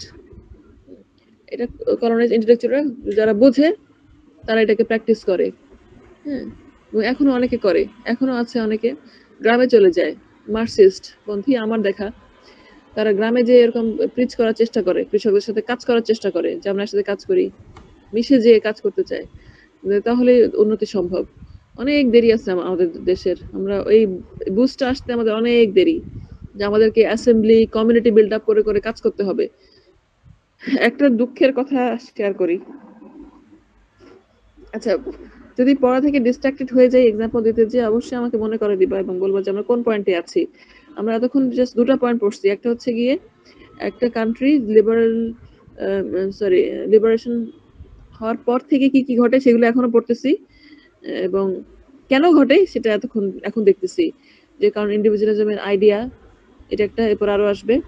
আর একদম শুরুতে দেখেছিলাম হচ্ছে কিভাবে সম্পর্কটা বজায় রাখে, সম্পর্ক ওই কলোনাইজাররা সম্পর্কটাকে ধরে রাখে, এবং এই সম্পর্ক ধরে রাখতে যে আমরা আমাদের দেশের কিছু খান বাহাদুর, কিছু এলিট ক্লাসের কথা নাম আসছে, ওগুলো একটু মাথায় রেখো।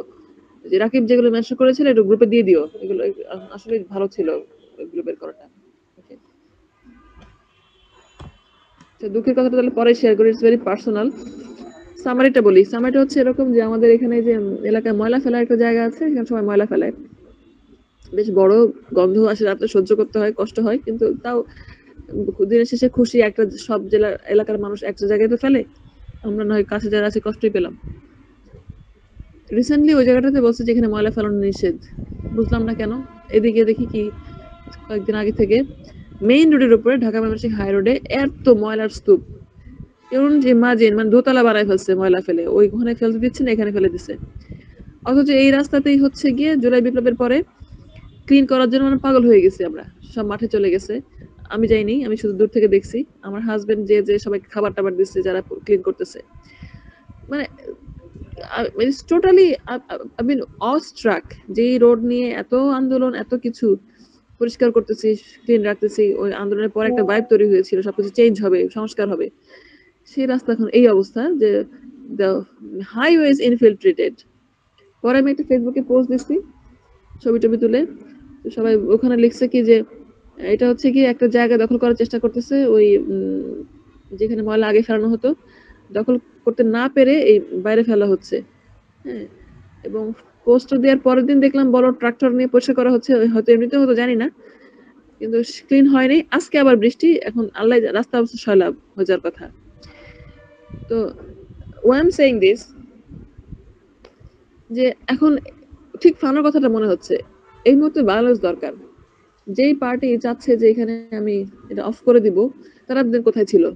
এতদিন তো কোনো এমবার্গো দেয় নাই, হয়তো কোনো কোর্টে ইনজাংশন আছে, এখন কিভাবে মাথা চাড়া দিয়ে উঠতে পারলো? এখানে আসলে কে ফোর ফ্রন্টে আছে আর কে ব্যাকফুটে আমি বুঝতেছি না, কিন্তু এই ক্ষেত্রে কিন্তু আমাদেরকে ফিল্ডিং চলে যেতে হবে, পৌরসভায় কথা বলতে হবে, ভায়োলেন্ট বলবো না, মানে সামনে আসতে হবে, কিন্তু সেটা আমরা করি না, কারণ আমাদের এই কমিউনিটি সেন্সটা নাই যে এলাকার সবাই মিলে একটা কমিউনিটি হবে। এবার আন্দোলনের পরে আমার মনে হচ্ছিল যে এই কমিউনিটি গুলো এখন করা দরকার এলাকার মানুষে মানুষে, কিন্তু এগুলো আবার ভেঙে যায়, এগুলো প্রিজার্ভ থাকে না, কারণ সবকিছুতে একটা নেতা লাগে, সেটা যোগ্য নেতৃত্ব না হলে সব ভেঙে যায়।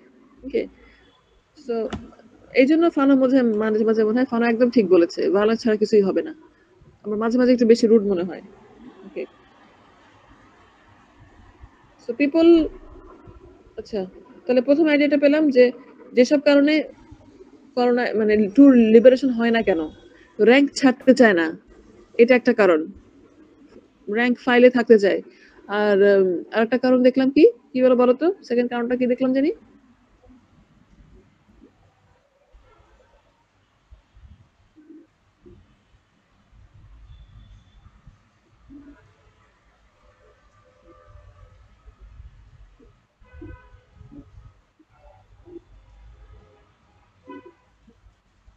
ম্যাম ট্রু লিবারেশনের কথা বলেছিলেন যে এলিটসরা যদি ক্ষমতা নিতে না চায় তখন সেটাকে আমরা ট্রু লিবারেশন ধরতে পারি। হ্যাঁ, ও আরেকটা জিনিস হচ্ছে কি ইন্ডিভিজুয়ালিজমের জন্য, এই যে এটা আমরা পড়ছি যে কি কি কারণে আন্দোলনগুলো সফল হয় না। ফানুক কিন্তু একবারে সব বলবে না, স্ট্রেচ মাঝখানে আবার থামবে, আমাকেও থামতে হবে, অন্য প্রসঙ্গে যেতে হবে, একটু ট্র্যাক রাখতে হবে নিজেদেরকেই। আচ্ছা, এতক্ষণ যা লিখেছি একটু পোস্ট দেই সবাই, আমি একটু 2 মিনিট সময় দিচ্ছি, এর মধ্যে যা কিছু তোমরা লিখেছো পোস্ট দাও সবাই।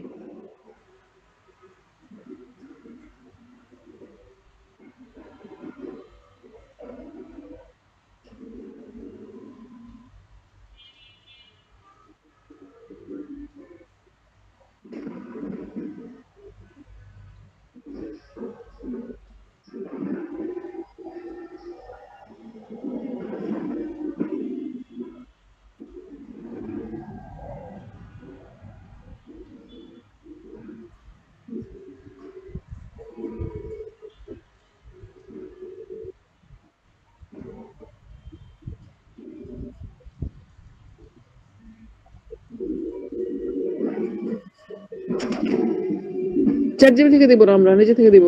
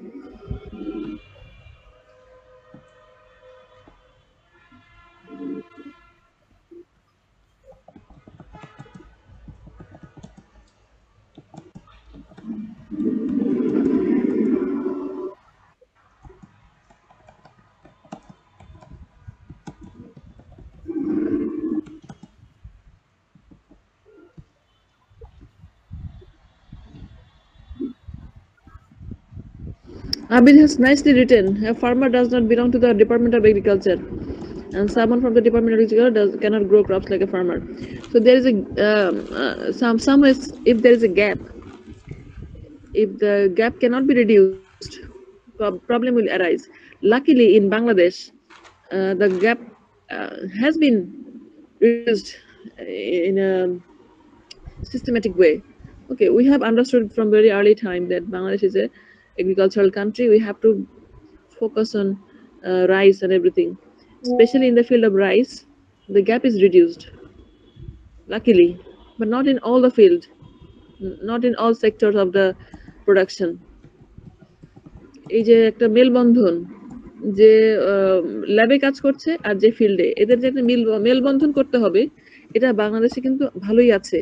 এই জন্য বাংলাদেশ কিন্তু এখনো শ্রীলঙ্কা হয়ে গিয়েছিল না।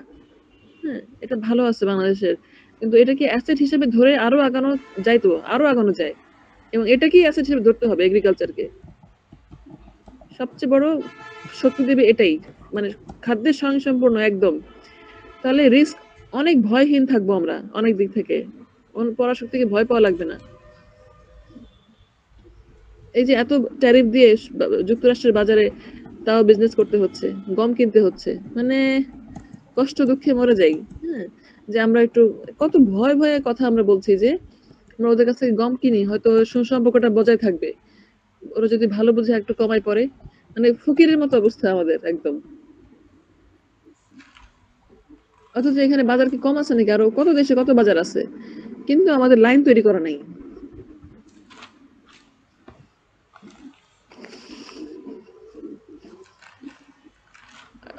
আমাদের গোছানো যে সিস্টেম, ওটার বাইরে যে আমরা সময় পাই না গোছাতে, যে আচ্ছা আমরা ইউক্রেন থেকে গম আনি, আমেরিকা থেকে আনি, রাশিয়া থেকে আনি, টার্কি থেকে আনি, এই সবকটা দেশের বাইরে যে নতুন লাইন তৈরি করতে যে খরচ বা কিছু, ওটার সময় আমরা পাই না অথবা দেই না।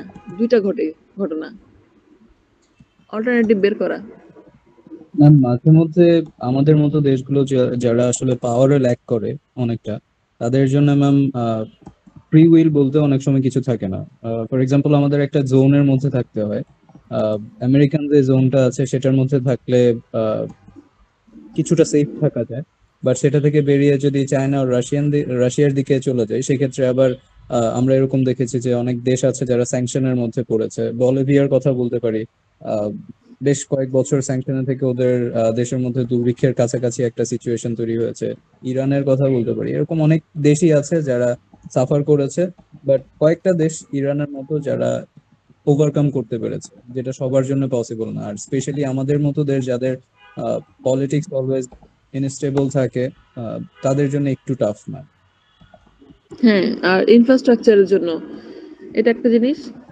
আর একটা হচ্ছে যে নিজেদের মধ্যে ইউনিটি নাই। সবচেয়ে আমার কাছে এটাই সবচেয়ে বড় কারণ মনে হয়, যে নিজেরা যদি ইউনাইটেড থাকতাম তাহলে অনেক কিছু আগানো যেত। এই জন্য কোনো দেশকে মানে ইউনাইটেড থাকতে দেয় না বিদেশি শক্তিগুলো, যে ওদের মধ্যে ফ্যাকশন থাকেই, এবং এটা বজায় রাখাটাই ওদের কাজ। যদি কোনো দেশ শান্তিপূর্ণভাবে থাকে, যে সবার মধ্যে মিল আছে, কোনো ফ্যাকশন নাই, এটা ওরা সহ্য করে না। মানে ইউনিটি থাকা মানেই কিন্তু সমস্যা। অনেক কাজ করা যায়, ওদেরকে জোর করে করানো যায় না। এটাও আসবে, কারণ এটাও বলবে আচ্ছা, I have seen, how many have you have this version? 1 2 3 4 5 6 7 8 9 10 10টা মাত্র, বাকিরা কি শুনছো না? 2 3 4 5 6 7 11 12 13 জন।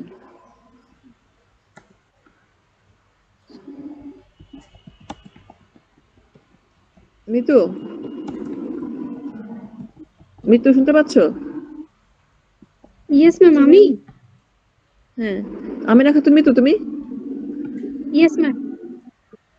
ধরতে পারছিলে? আমি খেয়াল করি না, তুমি আগে বলেছিলে থামতে।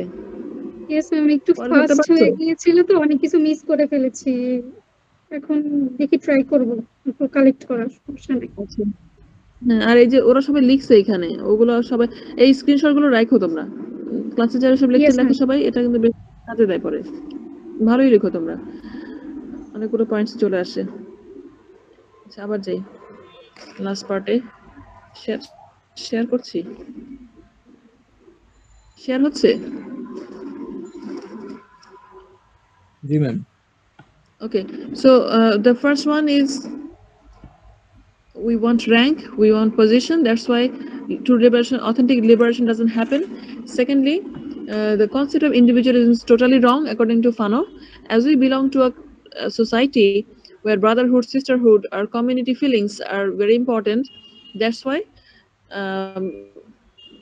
we cannot actually be truly liberated when the decolonization is happening. Okay. Thirdly, the colonialist culture has been actually practiced by the newly liberated countries, and they don't understand the power of village assembly, they don't understand the people's commission, and they don't understand the productivity of the neighborhood. Okay, because of that, the true liberation doesn't take place. Personal interests are now the collective interest, because in reality everyone will be discovered. Okay, and ultimately personal interests become the sole interest. That's why true liberation doesn't happen.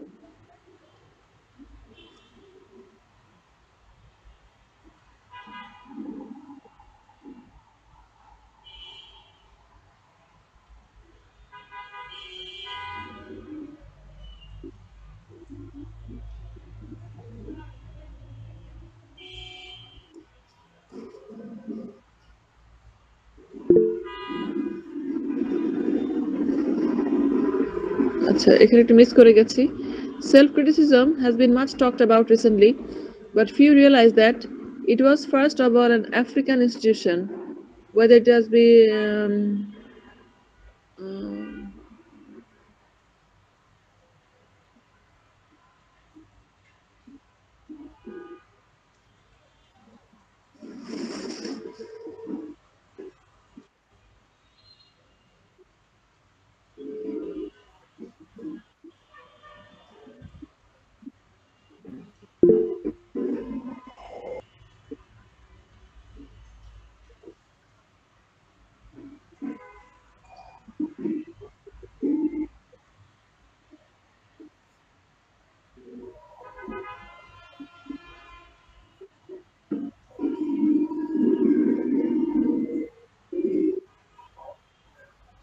every man for himself.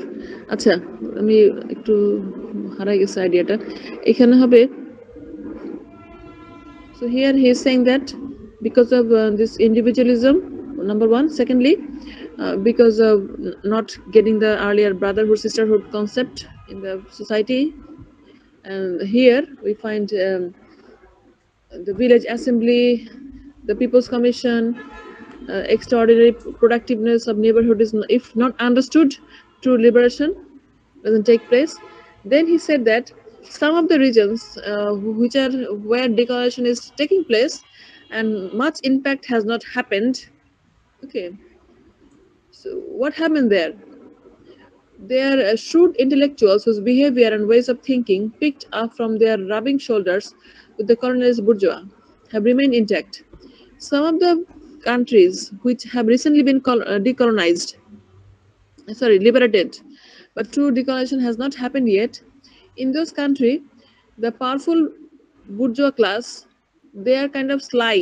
According to Fano, they are sly, shrewd. You know the meaning of sly, dhurto, shrewd and intellectual, um, whose behavior and ways of thinking, picked up from the rubbing shoulders with the colonialist bourgeois, have remained intact. কিছু কিছু powerful leader থাকে, তারা শুরু থেকে ধূর্ত থাকে, উদ্দেশ্য থাকে হচ্ছে মিসইউজ করবে power. Spoiled children of yesterday's colonialism, এদেরকে বলতেছে ফানো স্পয়েলড চিলড্রেন। তার মানে একটা বুর্জোয়া এলিট আছে যারা বুঝে শুনে হচ্ছে না, কিন্তু একটা আছে চালাক, এরা বুঝে শুনেই পাওয়ারটা পেতে চায়। এরা হচ্ছে আগের কলোনিয়াল পাওয়ারদের brain child. Okay, they oversee the looting of the new national resource. They oversee the looting of the new national resource. So some part of the world which have recently is liberated but not fully decolonized, যারা এখনো বুঝে উঠতে পারে না, তারা আবার এই ধরনের সিচুয়েশন ফেস করে। ওদের যেসব লিডার থাকে তারা ক্ষমতা আসার সাথে সাথে ন্যাশনাল রিসোর্স গুলাকে লুট করা শুরু করে নিজেদের নামে। যেমন ধরো পূর্বাচলের প্লট আমার নামে, ওইটা তার নামে, এরকম। Okay, ruthless in their scheming and legal pilfering, they use their poverty. তারা আবার কি করে, পভার্টি এলিভিয়েট করবে, এটার নামেও তারা কিন্তু এই সবকিছু ন্যাশনালাইজ করে আসলে সম্পর্কে কুক্ষিগত করে। শুধু তাই না, they actually control the export holding, they control the limited companies, playing the stock market, and also nepotism. So it sounds like fully Bangladesh, that some of the power, when they come into power, they understand that they are powerful, they exercise it, and কেউ তো করতেছে হচ্ছে গিয়ে কিছুটা inspired হয়ে, যে আমি হচ্ছে গিয়ে মডার্ন ওয়েতে এডুকেটেড, সেটা সেইভাবে সবকিছু রুল করব, সেভাবে সে ভুল করতেছে। কিন্তু এরা হচ্ছে শ্রুড, সেটা বুঝে শুনে কুক্ষিগত করতেছে, ন্যাশনালাইজ করতেছে, এক্সপোর্ট ইম্পোর্ট হোল্ডিং তাদের কন্ট্রোলে, কে কি পাবে সুবিধা সবকিছু তাদের কন্ট্রোলে, স্টক মার্কেট থেকে শুরু করে সব। আমাদের দেশে ব্যাংকিং খাত যেরকম, they insist on the nationalization of business in transaction, business ট্রানজাকশনও ন্যাশনালাইজ করে ফেলতেছে, reserving contract and business deals for nationals, কোন দেশের সাথে কোন চুক্তি করবে, কাকে কোন কোম্পানিকে ডিল দিবে, এগুলোও তাদের আওতাভুক্ত। and their doctrine is to proclaim the absolute need for nationalizing the theft of the nation. ওদের নীতি কি? the absolute need for nationalizing the theft of the nation. So basically এটা একটা পুকুর চুরি মতো, মানে দেশকে দেখতেছে না, খালি দেখতেছে যে তার ওই শ্রেণী, মানে এই ধরনের শ্রেণী যারা এলিট প্লাস হচ্ছে শ্রুড, তারা খালি দেখতেছে যে ব্যক্তির স্বার্থে, যে কোনটা আমার সাথে যায় বা আমার দলের সাথে যায়, ওটার উপর বের করে একটা জাতির সবকিছু চুরি করা শুরু করে দেয়। ওকে, এবং কুক্ষিগত শুরু করে দেয়। Okay, in this period, this intellectual can be told vulgar opportunist. People, এই কলোনাইজারদেরকে, এরা হচ্ছে নব্য কলোনাইজার, এদেরকে বলা যায় vulgar opportunist. People, I mean, but at the start of the cohabitation with these people, the colonized intellectuals gives priority to detail and tend to forget the very purpose of the struggle, the defeat of colonialism. এর মধ্যে আরেকটা সমস্যা হয়েছে যে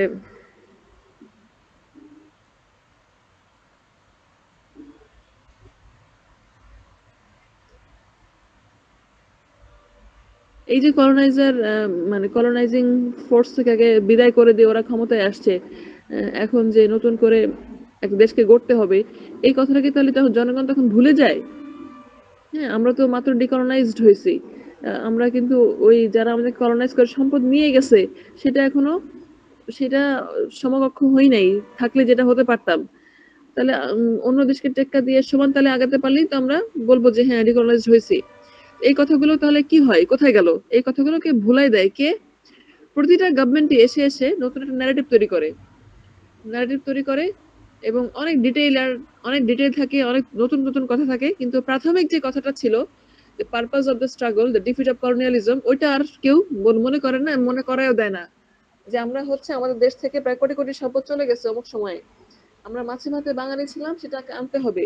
এই narrative গুলো আস্তে আস্তে হারিয়ে যেতে থাকে। ওকে, আলটিমেটলি কি হয়, the people of the country তারা ওইটা ভুলে যেতে থাকে। তারা তখন নতুন তথ্য, নতুন সব ট্রেন্ডসে হারায় যায় যে আমাদের আসল লক্ষ্যটা কি। আমাদেরকে যে রিচ এই একদম আন্ডার ডেভেলপ কান্ট্রি থেকে ডেভেলপড হইতে হবে বা ডেভেলপ থেকে ডেভেলপিং হতে হবে, এটাকে ফোকাস না করে কে ক্ষমতায় গেল, কি পেলাম, পার্সোনাল ইস্যুগুলোতে বেশি ফোকাস করে থাকে। So committed to certain frontline issues, he tends to lose sight of the unity of the movement, and in the event of failure at the local level, he succumbs to doubt, even despair. So ultimately কি হয়, committed to certain frontline issues, সামনাসামনি কিছু issue থাকবে, digitalise Bangladesh, কাঁধে কাস্তে নিয়ে কৃষককে মুক্তি দেওয়ার একটা হাইপ উঠে যায়, অথবা এছাড়া হচ্ছে গিয়ে মানে খাল খনন, ডিজিটালাইজ বাংলাদেশ, এমন অনেক কিছু আমরা শুনি, কিন্তু আলটিমেটলি কাজের কাজ কিন্তু কিছু হয় না। কেন হয় না? কারণ হচ্ছে ওই যে আমাদের নলেজের ভিতরে ওয়েস্টার্নাইজ কিছু কনসেপ্ট থাকে, কারো কারোর মধ্যে শ্রুডনেস থাকে, কারোর কাছে রিয়েল অথেন্টিক নলেজটা নাই যে কোথায় আমাদের ডেভেলপ করতে হবে। আর যেটা বলছিল রাকিব, ফরেন যে একটা আগ্রাসন, সেটা তো আছেই, তারপরও নিজেদের দেশকে ভালো রাখা যায় নিজেদের ভিতরে,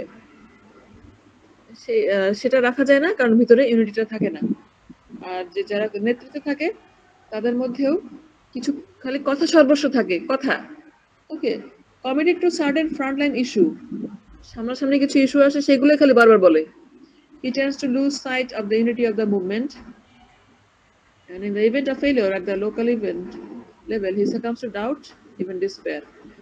এবং ওই ফ্রন্টলাইন ইস্যুগুলো নিয়ে কথা বলা হয়, এবং যখন কোনো একটা ভালো কিছু করতে গেলে মনে করে যে আমি এটা ভালো কাজ উদ্যোগ নিয়েছি, সফল হয় না, তখন হতাশায় ব্যক্ত করে এবং সন্দেহ প্রকাশ করে যে আসলে কি আমরা মানে, এবং সেটা সাধারণ মানুষের ক্ষেত্রেও হয়, রুলারদের ক্ষেত্রেও হয়, বারবার ডিসপেয়ারে পড়ে।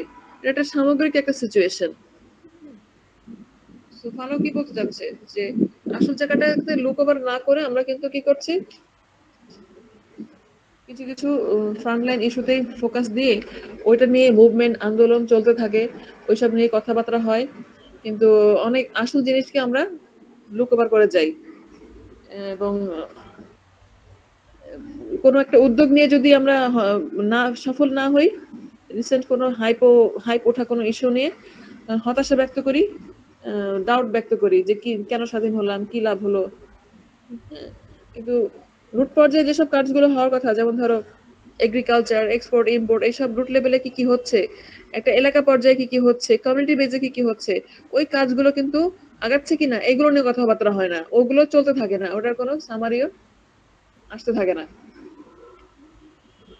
মানে এখন হিসাব করে দেখো যে আমাদের দেশে একটা ঘটনা ঘটে, আমরা সবাই উঠে পড়ে ওইটাতে মনোযোগ দিয়ে বসে থাকি, হ্যাঁ, এবং আফসোস করতে থাকি যে এটা কি হলো, কেন হলো, কি হতে পারতো। কিন্তু এরকম কি হয় যে 5 বছর ধরে একটা প্রজেক্ট, প্রত্যেক উইকসে রিপোর্ট আসতেছে, সবাই হামলায় পড়তেছে যে এই প্রজেক্টটা কিভাবে আগাচ্ছে, কত দূর গেল, তারপর কতটুকু সেল হলো, তারপর কি হলো।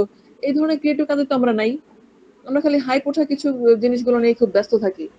Fano is very right in this regard that frontline issues are actually talked about, and we lose sight of the unity of the movement. যে প্রথমে আমরা যখন স্বাধীন হয়েছিলাম, কেন হয়েছিলাম, কি উদ্দেশ্য হয়েছিলাম, সেগুলো কারোর মনে থাকে না, এবং সমসাময়িক ইস্যুতে যদি কোনো সমস্যা হয় সেগুলো আমরা কান্নাকাটি করতে থাকি। So we have seen therefore the mechanism that first governed colonial society is maintained intact during the period of decolonization. Ultimately কি হয়, ওই সেই কলোনাইজাররা যেটা চালু করে দিয়ে গিয়েছিল সেখানেই আমরা এখন আটকে আছি। এখনো সামনাসামনি কিছু জিনিসকে ম্যানিকেনিস্টিক ওয়েতে সাজানো হয়ে থাকে, রমরমা কিছু খবরের ইস্যু থাকে, ওগুলোতেই সবাই মনোযোগ দিতে থাকে, কোন দল ক্ষমতায় আসবে, কে কত ভোট পাবে, কোন নতুন দল কি গঠন হয়েছে, হ্যাঁ, কে ক্ষমা চাইলো চাইলো না, এইসব কথায় আমরা এত ব্যস্ত থাকি। এই যে বন্যা হলে পরবর্তীতে কি করব, কয়টা খাল খনন হলো, হ্যাঁ, আর কিভাবে আমরা কৃষককে ইয়ে দিচ্ছি, ব্যাকআপ কিভাবে আছে, সামনে শীতকালে যারা ঠান্ডা থেকে বাঁচার জন্য এখন থেকে একটু চালু করি উদ্যোগগুলা। না, যখন হবে তখন ঝাঁপানো যাবে, তখন ইস্যু হলে তখন কম্বল বিতরণ করবো, এর আগে প্ল্যান করা যাবে না। এসব কোনো কিছু আমাদের মনোযোগ নাই। So there is very truly funnel-like situation. Manichaeistic world still is governed, and in fact the colonist never cease to be the enemy, the antagonist, in plain words, public enemy number one, and the oppressor. Sorry, এটা একটু পড়া এটা পড়তে হবে। যে কলোনিস্ট ছিল সে কখনোই সবসময় তো এনিমি থাকবেই, ফাইন অ্যান্টাগনিস্ট, কিন্তু আলটিমেটলি সেই কলোনিস্টটা কিন্তু নতুন ফরম্যাটে ওই দেশে তৈরি হয়। There is a spiral created, the spiral of domination, exploitation and looting is still continuing. So this manichaeistic world of the colonial power is still going on in a different format. Okay.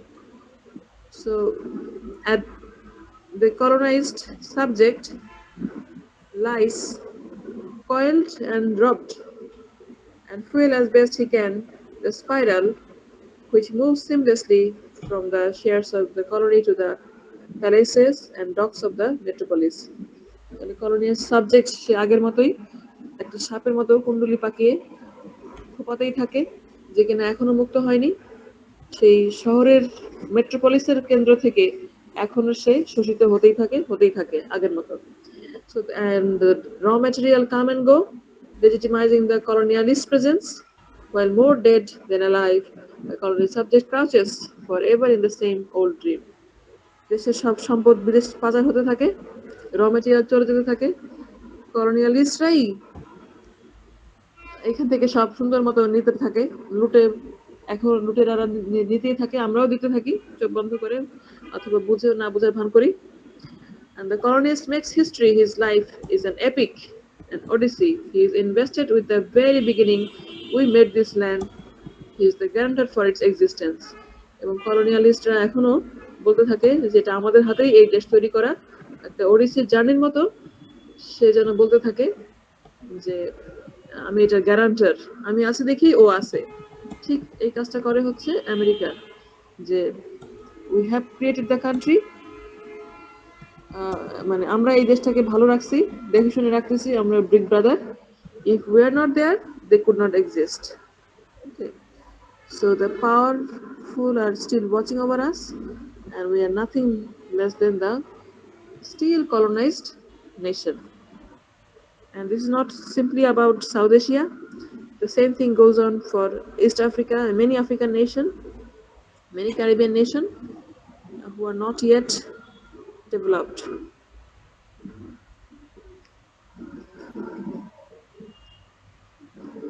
Okay, that's all. Any saying? Any observation? এই দাগানো লাইনগুলো সহ এই ফাইলটা যদি আমি দিতে চাই কিভাবে দিব বলো তো? এটা একটু অবশ্যই বাসায় পড়বা, আজকে আরেকবার দেখবা, নাহলে ভুলে যাবা।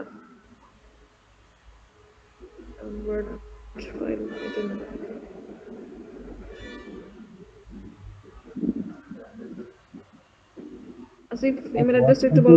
আপনার গ্রুপেও দিতে পারবেন, হোয়াটসঅ্যাপ একটা অপশন আছে। হ্যাঁ, গুগল হোয়াটসঅ্যাপে দিতে পারবেন। Changes cannot be saved. মেইলের পাশে। আচ্ছা, এক মিনিট,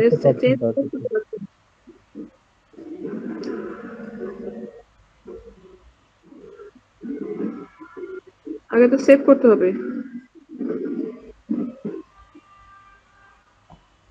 গুগল ড্রাইভে সেভ করি আগে। পিডিএফ টু ওয়ার্ড করবো নাকি as it is? PDF better. PDF better.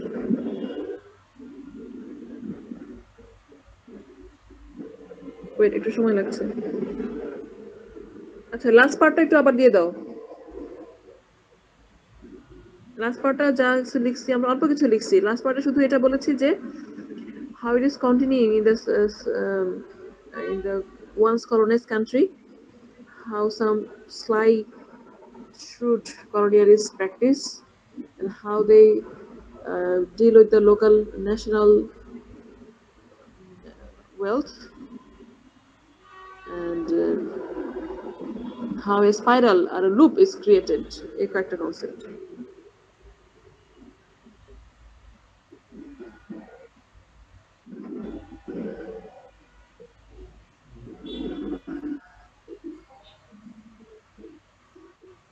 Drive থেকে দিব তাই তো?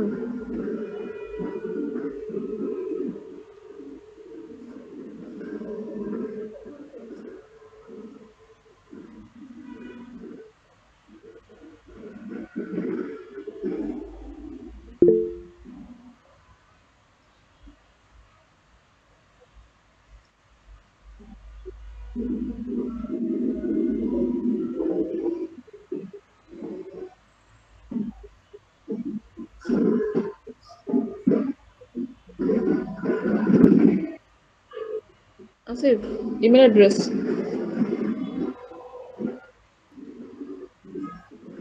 251 Here, 2 51 22 এখানে একটা 22 এর আগে একটা দাগ হবে হ্যাশ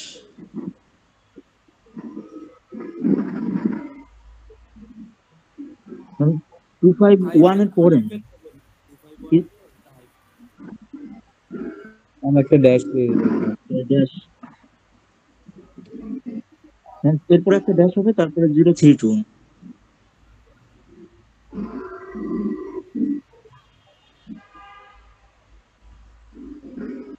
06 032 @diu.edu.bd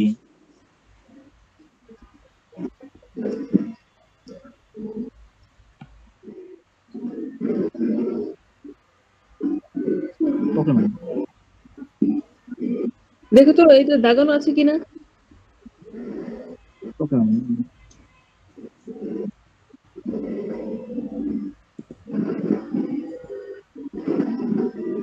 হোয়াটসঅ্যাপে দেওয়া যায় না?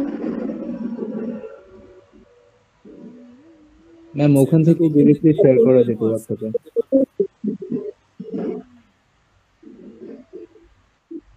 আমরা অ্যাটেন্ডেন্স নেব, অবশ্যই 2বার পোস্ট করতে হবে সবার। আচ্ছা গ্রুপে দিছি, দেখো কোনটা যায়।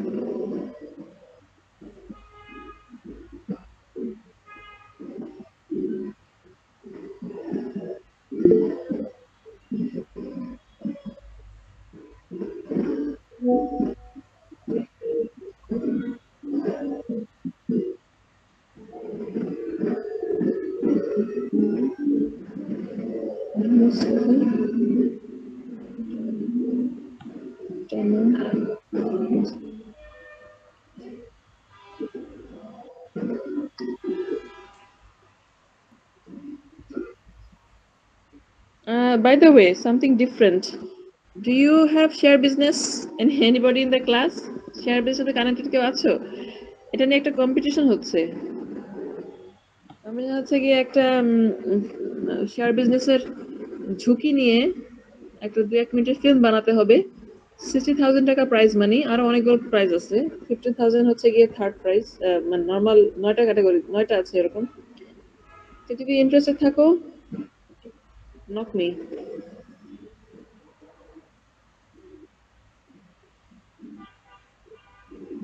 But as far as I remember, I had my share business when I was in I was having masters, second masters, and I was involved in only primary business, primary one, not the secondary one. It was difficult to me, but I wish that you also involved in share business. You should have. কারণ হাত তুলে তো আছে share business, যদি বলতে না চাও সমস্যা নেই।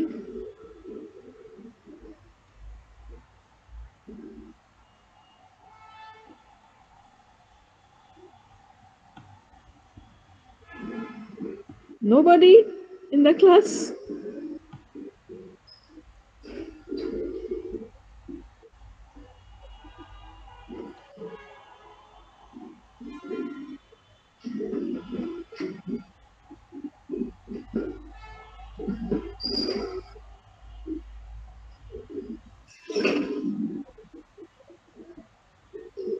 যেহেতু তোমরা আমাদের যে প্রেজেন্টেশনের সময় কিছু video বানিয়েছিলা, so you have the capacity. I'll share a poster to you. If anyone is interested in creating film for safe stock investment, you can create a film and participate in the competition.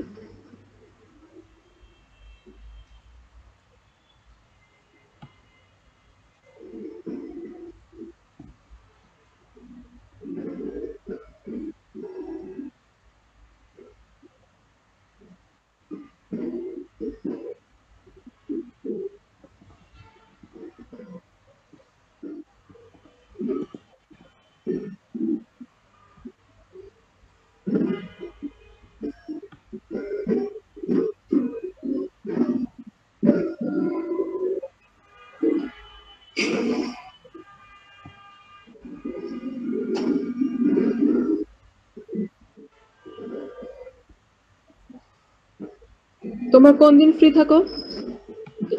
সন্ধ্যায় class থাকে না? মঙ্গলবার আর বৃহস্পতিবার। মঙ্গল আর বৃহস্পতি। আচ্ছা, এই বৃহস্পতিবারে আমি ফাইনালি জানাবো আরেকবার, 7:30 আমরা একটু বসতে পারি। আমরা একটু আজকে কম টাইম হয়েছে। আচ্ছা, 1 2 একটু আইডি করে জাস্ট বলে যাও, 1 2 3 এভাবে বলে যাও। Ma'am 001 madam 003 Zubair 004 yes ma'am post করেছি। বাঁধন ম্যাম ওকে, একটু বলতে হবে পোস্টেড না ওকে। হ্যাঁ ma'am 005 posted ma'am. Ma'am 10 posted. Ma'am 11 posted ma'am 014 posted ma'am 15 posted ma'am 14 Have you posted, Asif? yes ma'am ma'am 19 posted Sumaya, have you posted? yes Ma'am, ma'am 21 posted. Ma'am, 22 posted. Ma'am 23 posted Ma'am, 31 posted. Ma'am 20 posted Ma'am 29 posted 27 posted. Ma'am 33 posted 26 posted Ma'am 34 posted ma'am 32 posted.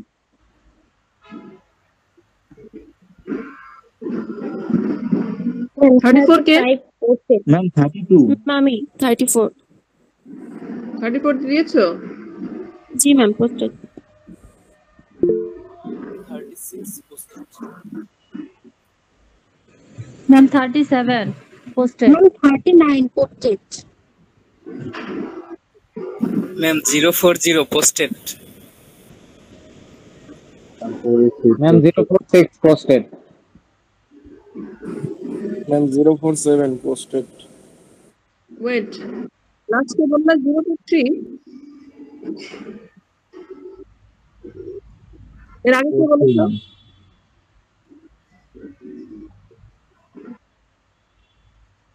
Ma'am 048 posted ma'am 046 posted miss করেছি, দুই একসাথে বলতে হবে। posted. Ma'am 046 posted. ma'am 047 posted Tahsin Siam, তুমি কি second পোস্টটা দিয়েছো? Ma'am আমি তো পোস্ট করছিলাম কিছুক্ষণ আগে। কোনটা, প্রথমটা না দ্বিতীয়টা? ম্যাম দ্বিতীয়টা। প্রথমটা দাও নাই? না ম্যাম আমার ইন্টারনেটের সমস্যা হচ্ছিল। ওই সময় ছিলাম না। ওকে, এখান থেকে কাটা দেওয়া হয়নি, বলো। Ma'am, 52 posted. Ma'am 047. Ma'am, 52 posted.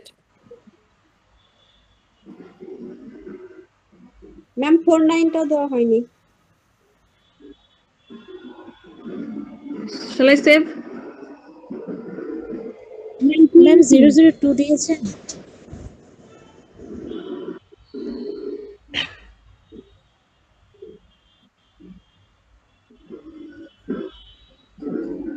হ্যাঁ, এখন দিয়েছি। 6, 7, 9, 12, 18, 20, ম্যাম 20 পোস্টেড। 30, 51 নাই। Okay, saving. আরেকটা please wait.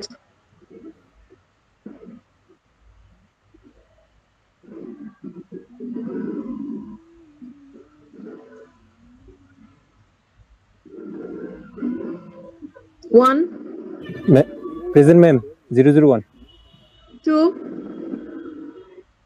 Present ma'am. 3, 4, present ma'am. 5, present ma'am. 6, 7, 8, 9,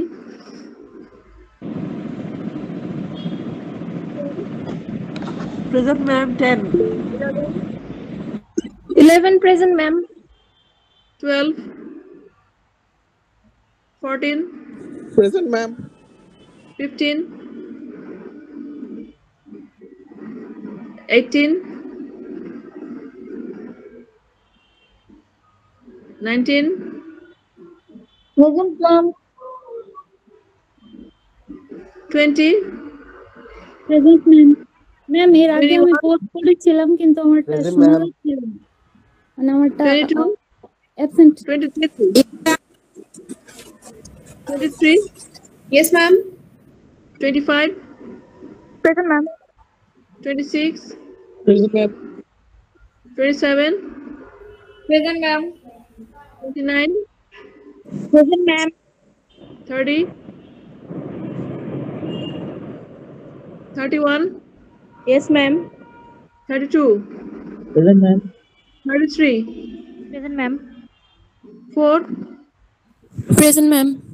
5, present ma'am. 6, 7, present ma'am. 8, 9, yes ma'am. 40, Yes, ma'am. 3, Present ma'am. 6, Yes ma'am. 7, Yes ma'am. 8, present ma'am. 9, yes ma'am. 50, Ma'am. Present, ma'am. 51, 52, Present, ma'am. Ma'am 15. বলো। Ma'am 15. 15, Abdul Gaffar Madam 03. Ji ma'am. Ma'am 15. Post করেছো? Post করেছো? Ji ma'am. Ji ma'am. Check করছি। Ma'am 15. 15 ma'am. হ্যাঁ, দিয়েছি তো। Ma'am And Oh, না 15 ma'am ওই যে জি ma'am. ম্যাডাম 3টা দেওয়া হয়নি। মমিতা জান্নাত মুনকে। Yes ma'am. Ma'am ও ছিল ফার্স্ট অ্যাটেন্ডেন্স। Yes ma'am. আচ্ছা, ঠিক আছে, সেভ করলাম। ম্যাডাম জি, 3 ম্যাম হ্যাঁ? 3 মাই ম্যাডাম। ফার্স্ট আমার ফার্স্ট অ্যাটেন্ডেন্সটা হয়নি। মাই 20? ইয়েস। ম্যাডাম সেকেন্ডটা হয়নি। দিয়েছি। আইডি 03 43, 03 ম্যাডাম 003 সাউন্ড খুব আস্তে আস্তে আসতেছে। দিছি তো। সরি। আচ্ছা, ঠিক আছে, এখন সেভ করলাম। চেক করেছো? আমার মার্ক করাগুলো কি দেখা যাচ্ছে? আসিফ? Yes, ma'am. ম্যাম আমার ফার্স্ট অ্যাটেন্ডেন্সটা মনে হয় মানে অ্যাটেন্ডেন্স দেওয়া হয়নি। লাস্টে 20 ইয়েস। দিয়েছি। স্টুডেন্টদের কাছে রিকোয়েস্ট থাকলো আজকেই তোমরা এই যে লাইনগুলো পড়লাম অবশ্যই আজকেই একবার দেখে নিবা। যখন দেখতে বসবা তখন আর সময় লাগবে না, পড়ার সময় অনেক সময় লাগছে, বুঝাইছি যে বুঝাই গেছি, নাহলে পরে পরীক্ষার সময় মনে থাকবে না। আমি ডিসিশন নেই কিন্তু মনে হচ্ছে কেন জানি যে একটু এখান থেকে কোট করে দিতে পারি আমরা ফানো থেকে, সেজন্য লাইনগুলো আজকে একবার দেখে রেখো সবাই, অথবা 24 ঘন্টার মধ্যে একবার দেখে রাখবা। থিওরি অনুযায়ী 24 ঘন্টার ভিতরে একবার দেখলে ওটা মনে থাকে আরো এক সপ্তাহ। ও আরেকটা কথা, এটা of the record,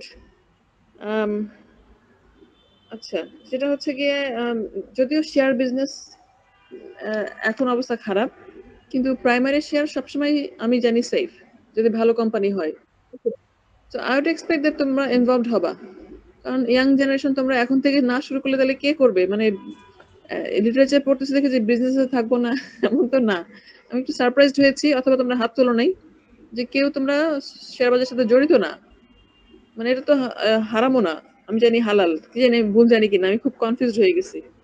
okay, so I would expect you'll be involve. যদিও এটা আমার বলার আজকে ক্লাসের সাথে কোনোভাবে কানেকশন নাই, আবার সামওয়ে আছেও, কারণ আলটিমেটলি আমরা একটা সমৃদ্ধ বাংলাদেশ দেখতে চাই। আমরাও সমৃদ্ধ হওয়া মানে বাংলাদেশ সমৃদ্ধ হওয়া। Okay, thank you very much class. কোনো ক্লাস নিয়ে কোনো কোয়েশ্চেন থাকলে গ্রুপে দিবা। ওকে, আল্লাহ হাফেজ। আর বলো টলো নিজেদের এক্সপেরিয়েন্স চ্যাট বক্সে লিখতে পারো, বলতেও পারো। ওকে, আল্লাহ হাফেজ, বাই। ম্যাম আমাদের রেজাল্টটা কবে দিবেন? আজকে তো ভাবছিলাম দিয়ে দিব, খাতা দেখা হয়ে গেছে, কয়েকটা বাকি আছে, ভাবছিলাম বাসায় এসে 1 ঘন্টা মতো হাতে পাইলে দেখে দিয়ে দিতাম, আপলোড করব, কিন্তু আমার এসেই অনেক দেরি হয়ে গেছে, আমি খাইও নাই, এখন কিছু খেতে হবে আমাকে। দুপুরে যে লাঞ্চ নিয়ে গেছিলাম এটাই খাওয়া দাওয়া করে দেখি, চেষ্টা করবো আজকে রাতে দিতে, না হলে কালকে সকালে ইনশাল্লাহ। জি ম্যাম, আমাদের স্ক্রিপ্ট গুলো দেখলে একটু ভালো হতো যে এক্সামে কিরকম কি করেছি। দেখার জন্য কিছু অনলাইন ক্লাসে আমি জানি না, সেটা হতে পারে আমি কোনো ছাত্র দিয়ে দিলাম, দেখাই দিল।